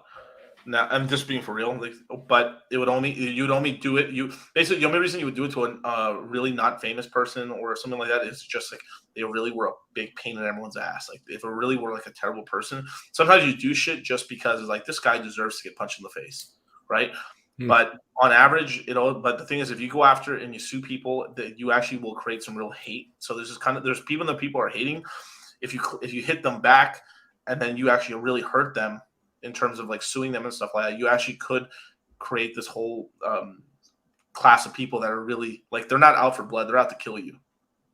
And so it's sort of like you're like, don't cast a stone and stuff, even though like, turn the other face when someone's hitting you or whatever which I think is total horse shit too. But like, staying biblical. It's biblical stuff, but it's like at the same time, like, oh, let me just stand there and get fucking destroyed, or like, and there's this whole thing about like, I don't like this sort of thing about humans and stuff, which is basically we're so status, like, and this took me a long time to understand about like status and stuff, because I always thought it was a like money muscles game frame, right? Money muscles game frame, which is the big three tenets and stuff for picking up chicks or the world, right? Like money is just, you have a lot of money for resources and stuff like cool. Like I can support my children and have women and stuff, or have properties, and then my family. It's all about sex. Everything's about sex, right? Money, game, right? So I can talk to women, do all the stuff and everything like that. I got game, and then also it translates to money and stuff, because you have a lot of game. You can then talk to people, and then they like you. You have high charisma that you can get deals done, or stuff like that, right? And frame is basically your but if you look at everything, right? I used to think a lot like people basically do things for two things. And I said this earlier, for money and status. And at the end of the day, they get a lot of money in order to increase their status, and then use people want to be famous in order, like the reason most people want to be famous, other than feeling good about it, is just because it gets you more sexual access to females and stuff from the male side. From the female side, there is a status thing too, because if you're like a famous female, you actually could maybe get a very high status male as well. So we and status games are zero sum games where there is a guy or a couple guys at the top of the heap, right? Like Leon, like if you told me who's the most famous, who's like the highest of the heap in the Hollywood game, is it Tom Cruise? Is it like, I don't know, Leo, Brad? Yeah, it's like those, like so there is sort of a thing where like you things get so hot that like they're really like there is kind of a shared top pantheon there, where like, oh, these guys are all, I mean, maybe this guy's a tiny bit more famous, but they're all like massive, right? But it's kind of a zero-sum game where like there's only a certain amount of people that can be there, and there's these whole levels on the way down, right? And my whole life, I just thought it was just kind of about money a little bit, and like it wasn't really about status. It's just treating people right. And then as I found out, being in YouTube and all this crap, people give a lot about how many subscribers you have and how much people are watching. It's actually kind of pathetic, really. In the back, like I actually found it really, like, this is something that made me pretty sad for a couple months when I started really getting into YouTubing. And I'm talking about YouTubing in the last 2021, like in that year, of like how much it is about like fucking viewers and status and shit. It really made me kind of like, I was like, it's kind of sick. Like, and like I remember like I was a channel and I had like 2,000-3,000 subscribers, and I was just trying to hit up some channel that I kind of even knew them and stuff, and they just wouldn't. They would talk to me on the phone for hours, but they wouldn't have me on their channel. And even Hexicans too. Like there's some Hexican channel, like some good friends of mine. I mean, I would consider them friends. Maybe I'm fucking full of shit here, but like I thought they were cool, and they would never have me on their channel, just because like I don't know, So yeah, the algorithm, the likes, all this stuff really plays on our weaknesses. Is just innate like values of like status and primacy and stuff like that. And yeah, it sucks to see how it plays out in the modern era. of, people valuing you by how many subs you have and all that. It's great totally, to be self-aware of that and like try to mitigate it too. Yeah. And the other big revelation that I had was about Instagram as well. Like, so one big push that I've made for this year, especially, is I'm trying, and I said this, I started it last year in the middle of last year, but I'm pushing it again for this year, is that I'm trying to get all the Hexicans into Instagram. So the reason for this is we are very powerful and huge in Twitter. We need to expand to Instagram. And it doesn't mean we have to do tons of stuff, but if everyone follows each other on Instagram and stuff like that, the follower counts will grow on that site and stuff like right now, like the average Hexagon that's been around for a while has probably got 5 to 10 to 15, 20,000 followers on Twitter, right? We should have an equal amount on Instagram, and that could end up really growing everybody and kind of expanding out the Hexagon reach and stuff, because there's a huge disconnect. Like, you being big on Twitter only gets you certain people. You being big on Instagram gets you a whole other plethora of people. It's a very like, if you're famous on Instagram, you're actually kind of famous, sort of. Like, not really. Like, you can be YouTube big, but if you're Instagram big, it's fucking really weird. It's sort of like, if you're big on Instagram, you actually could get big on YouTube. It translates actually decently well as long as you're kind of pushing and stuff like that. It's like, you have to be multifaceted. Where you like, it's like you have to be big on 2 platforms. If you're big on YouTube and on Instagram, you're big, basically. Wow. Yeah, there's a whole movement going on too of TikTok and Shorts. Fouer Finance is like doing a lot of stuff around that, trying to get more people on those two. But yeah, Instagram, TikTok, Shorts, like reaching people that there's a lower bar of entry, and the algorithm like rewards you from doing these clips and getting call to actions and stuff. Yeah, that's the frontier we haven't quite accomplished or conquered yet as Hexagons. Right. I want to talk about something really quick, because like, I know we might be wrapping up real quick. I want to talk about Zen and the what's the other token, Q means, or whatever it's called. Communists. Not communist, but communist. Commie token, or the commie. I'm gonna start calling commie token. That's it. It's retconned. All right. So okay. So Zen and commie, right? Why, Miguel? Tell me why. Why is the commie token being perceived as a much better thing than the Zen token? They're basically the best thing, right? Because, like, there's something that I teach in the course is called the box, right? L7 loser, the box, right? My Pepe is throwing up the loser sign to you guys, right? And what this is these are the main 4. When you're looking at a cryptocurrency, there's 4 main points you should be looking at. One is, who's the founder, who's the team, what type of community does it have, product market fit, who are the major investors, right?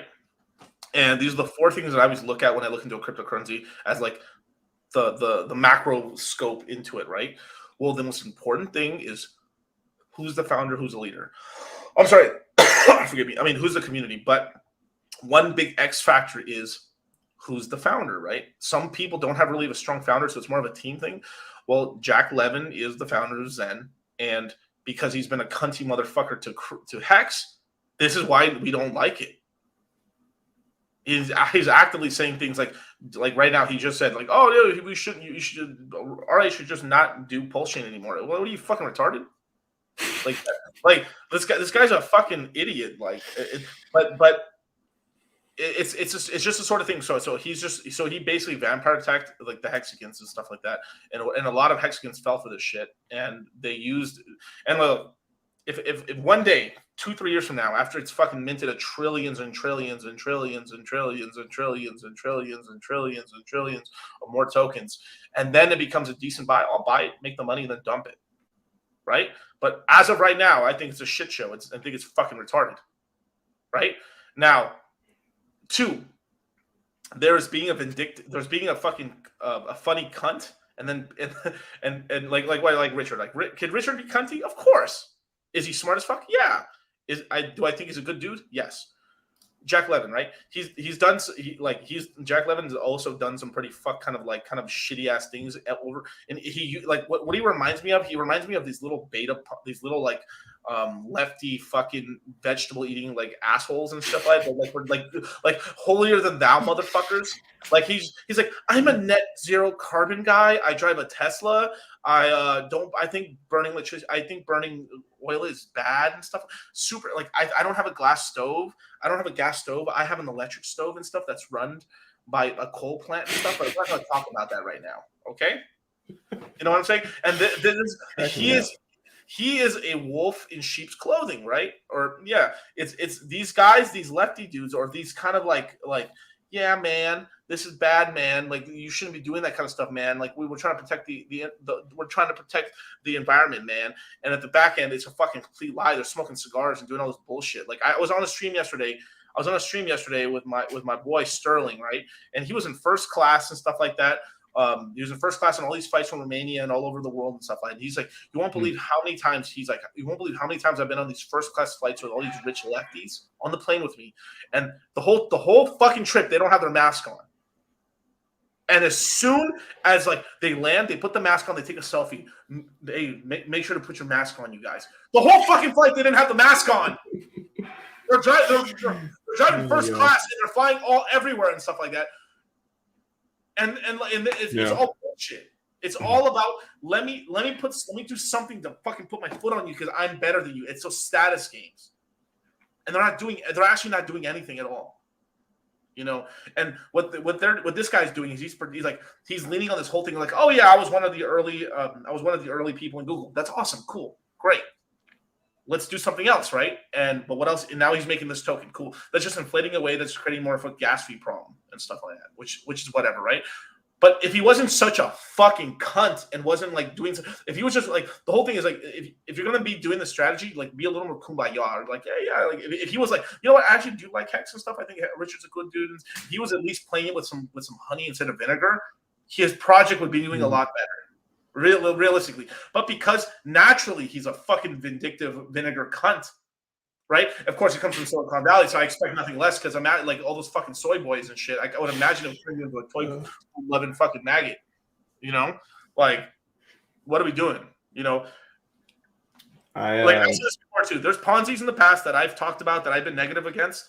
That I said when the thing bottoms out, if it survives, I'll buy it and I'll dump it on their heads later on when it pumps.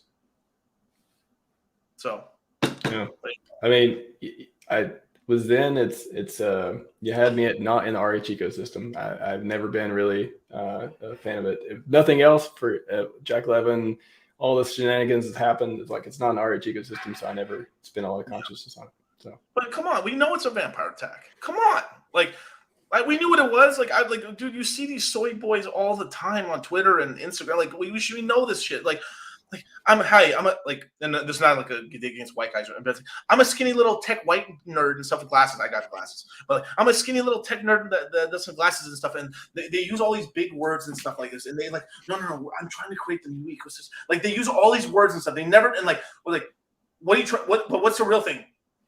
Like, if you actually look into Zen, right, it's more than half of the supply is owned by Chinese miners from Chinese exchanges. I'm trying to create a free and democratized world for crypto users. Then why do you have half the supply owned by the people who are against freedom? Right? Well, yeah. It can be concerning that a lot of the stuff is like, I mean, Richard talked about the miners themselves, or from countries that don't hold the same values. So, like, why isn't half the supply owned by the fucking Scandinavians or the fucking Italians or at least some people that aren't no, we're gonna have by the commie slave masters and stuff you want the socialists to own the supply? You want the socialists to own the supply? Yeah. You want the Marxists and stuff like that? Shit, why is the supply owned by half the fucking Texans? I want the fucking half the supply of Zen to be owned by a bunch of gun-loving Texans. I'd be like, all right, you know what? Maybe this isn't that bad. Maybe, you know? They could still be cunty and stuff, and you'd be like, you know what? They like freedom, though. I'm okay with that. Yeah. But hey, hey, there you go. That's all I got to say about that. I don't got a lot to say about it, you know? No, it was not on the list of things to say, but I'm glad the comment came up and you're able to, say what you think. Yeah. I mean, I'm just scrolling for a second, then go back to the doc because I didn't want to cover. Yeah, maybe we'll wrap up here in a sec. But well, while we're on the passionate topics, the one thing that I've been just like trying to wrap my head around is, we'll start with this. RH at the conference. A lot of people were like, nothing burger. Was that an update? Expected more, all this stuff. But your perspective, what he talked about, did it give you hope? Did it give you concern? Were you just like, what if PulseChain's launched till 2024? What if that happened? Like, is selling my coins and that's it. I'm just out of no. Like now, okay. So I can't speak. Look, I'm OG Hexican. I really am like a real. I'm Hex Jesus, legitimately. Like I'm Hex Jesus, right? But if it did take to 2024, I would be okay with it. I'd be a little mad. I ain't gonna lie. I'd be like, God damn it, like fuck. But I would get over it, right? Because I have a lot of other like irons in the fire. I can keep myself busy with the pumps and Ethereum and this, and I do shitcoinery and stuff like that. I play around with ecosystems. I'll be fine, right? I'll just be waiting and DCAing into Hex and just believing, right? But would I be a little pissed off? Of course. I'd be like, man, damn, that sucks. But it is what it is. Look, the average. So I'm in a lot of seed rounds for projects and stuff, and a lot of VC projects. I've finally gotten the ability to get into some of these kind of products and projects and stuff, right? It usually is you do not get tokens for 2 years. Like it's usually a 2 to 3 year kind of gestation period. Like let's just say I invest into a token today, right? As a in a seed round, as an example, right? Let's just say the token launches 6 months from now. Normally, what will happen is the token launches for about a full year. The VCs do not get their coins for another year. And then from that year onwards, they drip it out for about a year to 2 years. So no matter what, I would be strapped into this ecosystem before I would start getting any coins to dump or sell or like invest or move around. It would take me 2 to 3 years to start getting tokens. And this is why this is why I've been teaching the courses for all. It's called the VC mindset, right? If you are going to make these long shot sort of investments, you've got to make sure that obviously we pay attention. We hope it comes out sooner and stuff like that. But it is the sort of thing. The average token, the average ecosystem, like the average project that comes out in sort of this kind of form, sacrifice, whatever IDO, ICO, IP, whatever the hell it is, anything, right? Yeah. Fair launch, anything, right? It takes like 2+ years. And even with like Hex, right? I was waiting for Hex since 2017. I was waiting for Hex since I'm sorry, forgive me, I'm sorry. I was waiting for Hex space. 2017 sounds right, but actually maybe not. No, it's wrong actually. It's wrong. Yeah, basically 2018. I'm sorry. He started hinting towards a coin being created in 2018. Well, actually end of 2017, 18, he started really talking about it, and then we merged from one token that eventually went Bitcoin Hex and all that stuff. But we were waiting that long for Hex. It took basically the entire bear market for it to come out. It came out in December of 2019. I didn't have since I staked all my tokens like a good Hexican, no liquid, right? Full on crazy person, Hexican and stuff like that. Like didn't have tokens come out until 2021. So you got to imagine like 2018 to 2021. Like was that 3.5 years damn near? Like that's the level, and then on top of that, YouTubing damn near every other day and stuff like that, doing like something like 12 to 18 of unpaid hours YouTubing on a project that I have literally no liquid coins for, pumping other people's bags and shit, like to have it out. Now I'm not saying to go that crazy, that's ridiculous, right? That's insane, but like I'm just trying to like wrap my head around just being so upset about like not it just what if it takes another year? Like the people who want it to come so quickly they're probably going to dump it anyways, right? And it's like if it launched tomorrow, PulseChain launched tomorrow, there'd be a whole bunch of people that are like, oh great, I can't wait to what am I going to do with it? I'm going to trade it. I'm going to probably wreck myself in a lot of ways. So if it takes another year, I just don't have that like frame of mind to even understand why people can't wait for this. Maybe it is the VC mindset. You think that's like, it's just like this, can't wait for something. Tough. It's tough because it's taken longer than it should have. If I'm being like, you're right. Look, I'm being 100% real with you. There were some fuck ups here. Like, there really was, right? Richard, I'm not blaming. I have to say Richard because the devs, a lot of them are in private. Like we know maybe 1 or 2 tops at most, right? But let's just be for like, because Richard's the head of the project, he will take why he gets most of the glory, he will get most of the hate, right? Yeah. He accepts this, right? So if we're being for real, right, we were very close to launching, I think in May of last year. What happened is Richard called the top in the summer, right? What was it, $64,000, right? I believe he didn't really expect for Bitcoin to re-pump back up to 69,000. And if you actually look at the chart, I believe he thought it might have re-pumped again in the summer. because it was looking like we were like, oh fuck, are we getting a triple reinflation or something? Like that's how it was kind of looking. So if you actually look at what was going on during like March and everything like that, it like he wasn't really saying like it was kind of sounding like, and I knew a lot of people that was going on, and I knew a lot of stuff that's kind of going on in the background. We were going to PulseChain was going to launch in May, and what happened? The market took a shit, and then from there, Richard started saying, "Yo, bros, we're heading down bad." And then he's really started getting on this tirade of like the market's, and then we have the Luna stuff and all this other things happening, right? So I personally think we postponed the launch of PulseChain because of all these macro events, and not to launch during a crashing market. Then from there, because we waited so long for that to happen, and we were waiting for calm waters to launch PulseChain, then a fucking wild card came in. Is Ethereum did something, and then they launched Ethereum 2.0, and that caught Richard off guard. And the devs off guard because they're like, holy fuck, they actually did something. Holy crap. And then from there, they had to kind of scramble in private in the background and go like, oh crap, I guess we have to scrap. Fuck, we basically should if we're going to get all the new tech and stuff like that, and we want to be with all the new innovation, we're going to have to essentially copy the new version of it, adapt it, and then launch it. So it means we got all the previous work that we've done for PulseX and PulseChain and stuff, we have to delete it all and then remake it again. And that's where we're at right now, basically.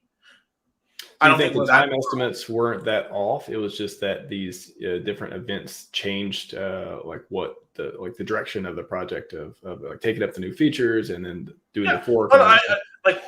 We still have the roadmap, and that we know what we want now. They know what they built. So if they built, I think they built most of it and it was ready to go. What happened is that Ethereum 2.0 upgraded, right? But then you had this huge macro event. Like you can't launch a project while the whole fucking. Imagine if we launched PulseChain on the weekend that fucking Luna rugged. How bad that would have been, bro. Like at worst case, Pulse would have just been like this, flat. And like we're like 1% for the day. Like in a sea of red, PulseChain and HEX are the only things that are green.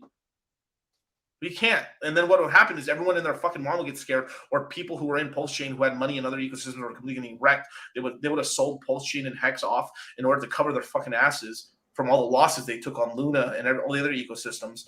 And then that would have just got rid of the whole pump. And then we basically wouldn't have had a fucking season. So we would have wasted the first fucking like PulseChain season on a Luna dump and then an FTX dump. Interesting. So that's what I believe so far, as of that, yeah. So all the decisions so far have just been trying to catch up, and now we're doing POS, and the V2 V3 thing with PulseX is still kind of unclear. Although it sounds like Richard's favoring V2 from what I understood. So right now, do you think everything is on track? Like you expect? We talked about Shanghai earlier. Like, what do you expect that to affect anything if it takes that long?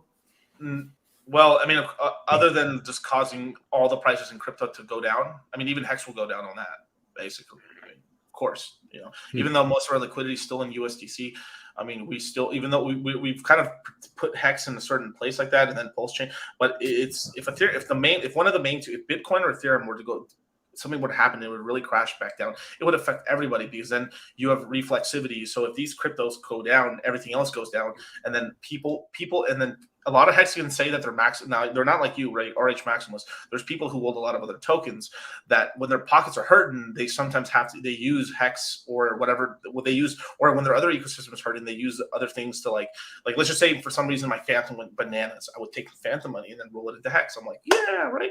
Or when HEX is going bananas and everything's going to shit, I use this. So a lot of people use other token ecosystems to kind of like help the sides up like this and stuff, right?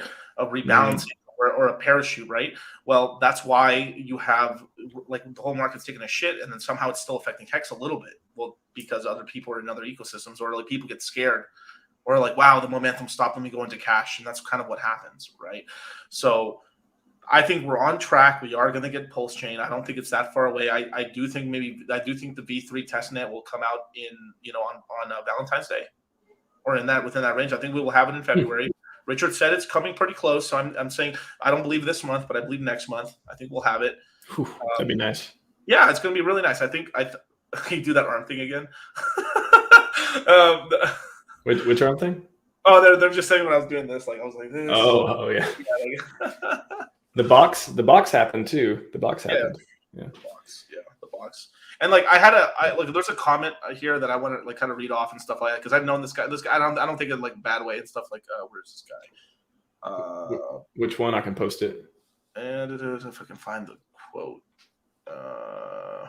Jesus Christ. If I could find it, I'm sorry. I don't want to take us off. No worries. No worries. Yeah. You're my guest. Hospitality tells me you get to do whatever you want, talk about whatever you want, and I'm just here to run the show a little bit. Okay, give me Liberty, give me HEX, right? Like, I love Litecoin Moses, but I have difficulty taking him seriously as an economist. Just saying, right? And now, I actually know this guy. I've known him from in the HEX community for a long time and stuff. I know it's not no hate or nothing like that, of course. But like now, a lot of people in the crypto space as well as in the HEX space and other they have a problem sometimes the way I talk because I say so. My point is not as an instructor, but as a people who teach about crypto or a person that tries to get their point across. I'm willing to say ridiculous shit in a ridiculous way in order for everybody to understand the message. People like a lot of economists, they're trying to. Everyone's trying to sound really smart. I can talk extremely smart. Like I fucking know more about projects than fucking just damn near almost anybody. Damn near. I mean, on the if we're talking about like not in the net and like how much of like a 1%er in terms of like explaining projects and using high level fucking DeFi projects and stuff outside of coding and stuff and actually using DeFi products and investing and stuff. I know a lot of shit, right? But but if I'm trying to teach people and if they don't fucking understand, right? People, what a bunch of people want to hear is they want to hear a bunch of people talk real smart, so they feel like this guy's super smart. So, like, and I don't understand half of what he's saying, but like because he's smart, I'll just follow him blindly. What I'm trying to do is make sure you fucking understand what the fuck I'm saying. So I will use anything. I will make myself look like a clown in order to make sure that you get what I'm saying. Because I've heard, like, trust me, I did this whole breakdown, right? So if you look at my YouTube channel, I did this whole breakdown of the Fed meeting, the last Fed meeting, right? Mm-hmm. And go look at the comment section. Oh my God, Miguel, I've listened to these Fed meetings before, and I never understood anything that they were saying the whole time. I literally just broke down the entire thing bit by bit, made all these stupid, crazy, dumb analogies, and everyone's like, "Oh, I get it now." The reason that everyone uses these smart words, right, is they're trying to appear smart in the high status games, right?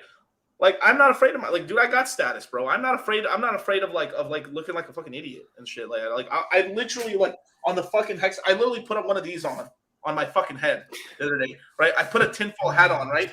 It's to get the fucking point across. It's because, and this is why I've been able to teach me and Charlie have been able to teach so many people.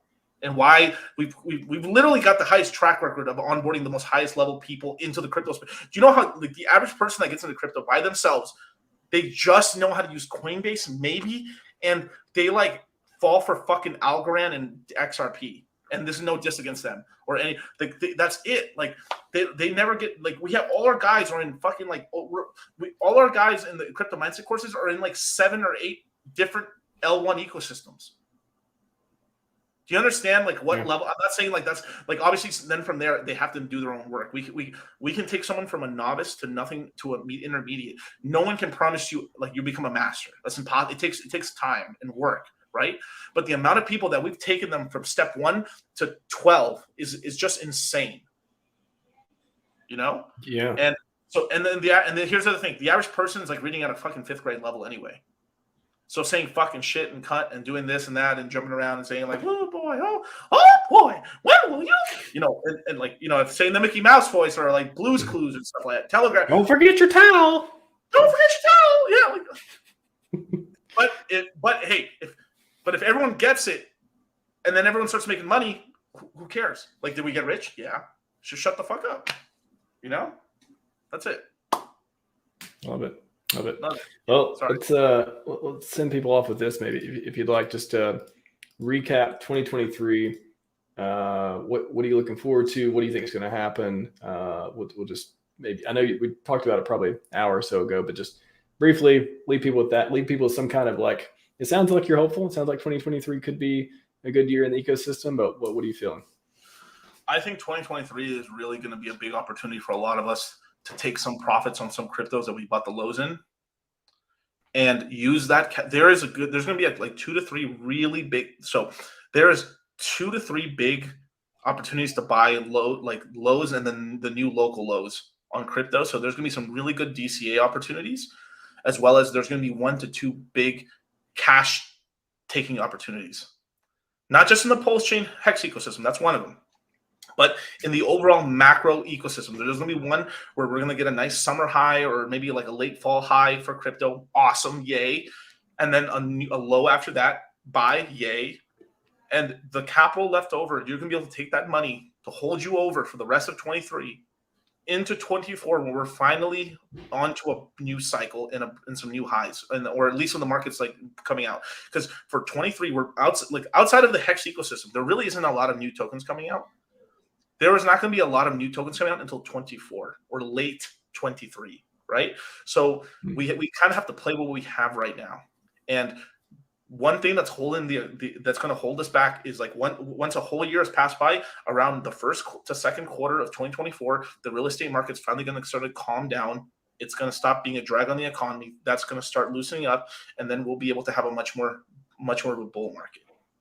That's what's going on. So there's a lot of opportunities in 2023. Even if you just DCA, this is like the best year to DCA ever, you guys.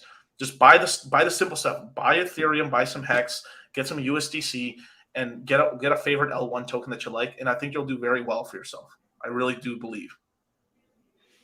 And you think testnet V3 on Valentine's Day? Where does that put us for what's your win PulseChain for this year, or for maybe you're thinking a year from Valentine's Day? I don't know.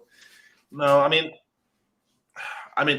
I think I was right with a couple past calls. It's just I think macro kind of and it just delays happen and stuff, but they didn't happen, so I was wrong, right? So take what I say with a grain of salt. But I would believe if I would believe probably a summer launch for PulseChain, maybe August at the latest in terms of that. But I do believe that if you told me 6 months ago that Richard wanted to do a sacrifice phase for the MetaMask token before PulseChain launching, I would have been really mad. Like right now, everyone's tired of everyone wants PulseChain to launch, right? But if let's just say Richard was hinting I want to do the MetaMask sacrifice phase, I would have been out in the street saying, "Yo, Richard, you out of line, bro. Launch fucking PulseChain first, and let's." I would have been very adamant. I'm kind of fucking pissed off about this shit. But look at the scare we had with Uniswap trying to share data. And they backtracked and stuff no, we're not going to share the data for you guys. Of course they fucking are. Of course they are. They're going to share the data with the IRS and everything like that, right? So what's going to happen? What's going to happen? And two-fifths of all the Ethereum infrastructure is basically owned by VCs and banks right now. And Ethereum is becoming more and more more and more centralized. So I think there's more of a use case. If Richard said hey, let's go make the MetaMask wallet, I'm like, okay, let's do it now. It's just because I think everyone got a little taste of what could be coming in the future, and it's a little scary, So I think we're probably if I had to put my money on it, there's probably a 60% chance we have the sacrifice phase for the Richard Hart wallet before PulseChain launching, and then PulseChain kind of right a month or so after, give or take. Wow. That's what I'm seeing. If it's the other way around, I'm perfectly okay with that, but it makes it much more simpler for HEX to pump, because if we do the sacrifice phase for the MetaMask token before PulseChain launches, the only token you can really sacrifice it's going to be HEX for the most part. But if you do it when the PulseChain ecosystem launches, then you're going to have a myriad of PulseChain, PulseX. You're going to have a more muddled kind of launch, or a muddled kind of price pump on HEX and on PulseChain and stuff like that. So because yeah, so it's better to the last hurrah to have so we want to get the sacrifices for HEX. I mean, the sac phases for PulseX and PulseChain are actually very good for the HEX ecosystem, because it gets rid of a glut of supply that we have. Every single year from now until 2029, we are going to have 20% more HEX coming out from the OG HEX stakers every year, because the stakes are getting long. Every stake is 20% more T-shares, right? In terms of length, every year you go out. So we have this huge glut of HEX coming out, right? So it's a really kind of cool thing. These sacrifices actually are very good for the HEX ecosystem. It's basically like leeches that kind of actually suck out extra blood and actually put us in a state where we can actually pump very well, and it ends up helping out the entire ecosystem overall. And it's not really from the average guy; it's mostly getting rid of HEX from these fucking gigantic whales and that sort of thing. So I think it's very healthy. So I believe if it happens somewhere in the summer, I think it'd be very good for HEX. Yeah, imagine the HEX price without the 2 SAC phases. Yeah. It would be interesting. All right, man. Super great to have you on the show. I was laughing half the time, I was crying half the time, and it was just amazing, and learning the entire time. Super fun, man. Where can people find your stuff? You can shield that before we head off. Yeah, you can follow me at Dollar Cost Crypto. Follow me. I'm on YouTube, Twitter, and Instagram. Go follow me on Instagram. Follow the real one. Don't follow the fake. I won't DM you. On Twitter, you're Dollar Cost Crypt, right? No, yeah, it's because there's only 15 characters. My name's 16 characters long, so I couldn't put the other. Yeah. Okay, yeah. On the thumbnail, I was like, everyone's gonna think I misspelled it, but no, that's his name. That's what it is on there. Dollar Cost Crypt. Dollar Cost Crypt. That's right. Crypt. Nice. That's right. That's on purpose. That was on purpose. I do believe. Awesome, man. Well, great conversation. Thanks so much for giving us your time and just energy, and wow, what a stream. Loved it. Everyone in the chat, come back Friday. We have a DeFi mindset stream with Crypto Kindness and Ben Dubard. And I got to say his name 50 times to get it right. Ben Dubard. And yeah, thanks everyone. Smash all the buttons. Go follow Dollar Cost Crypto. And then, yeah, if you're not subbed here, you know what to do. Scivive and 5555.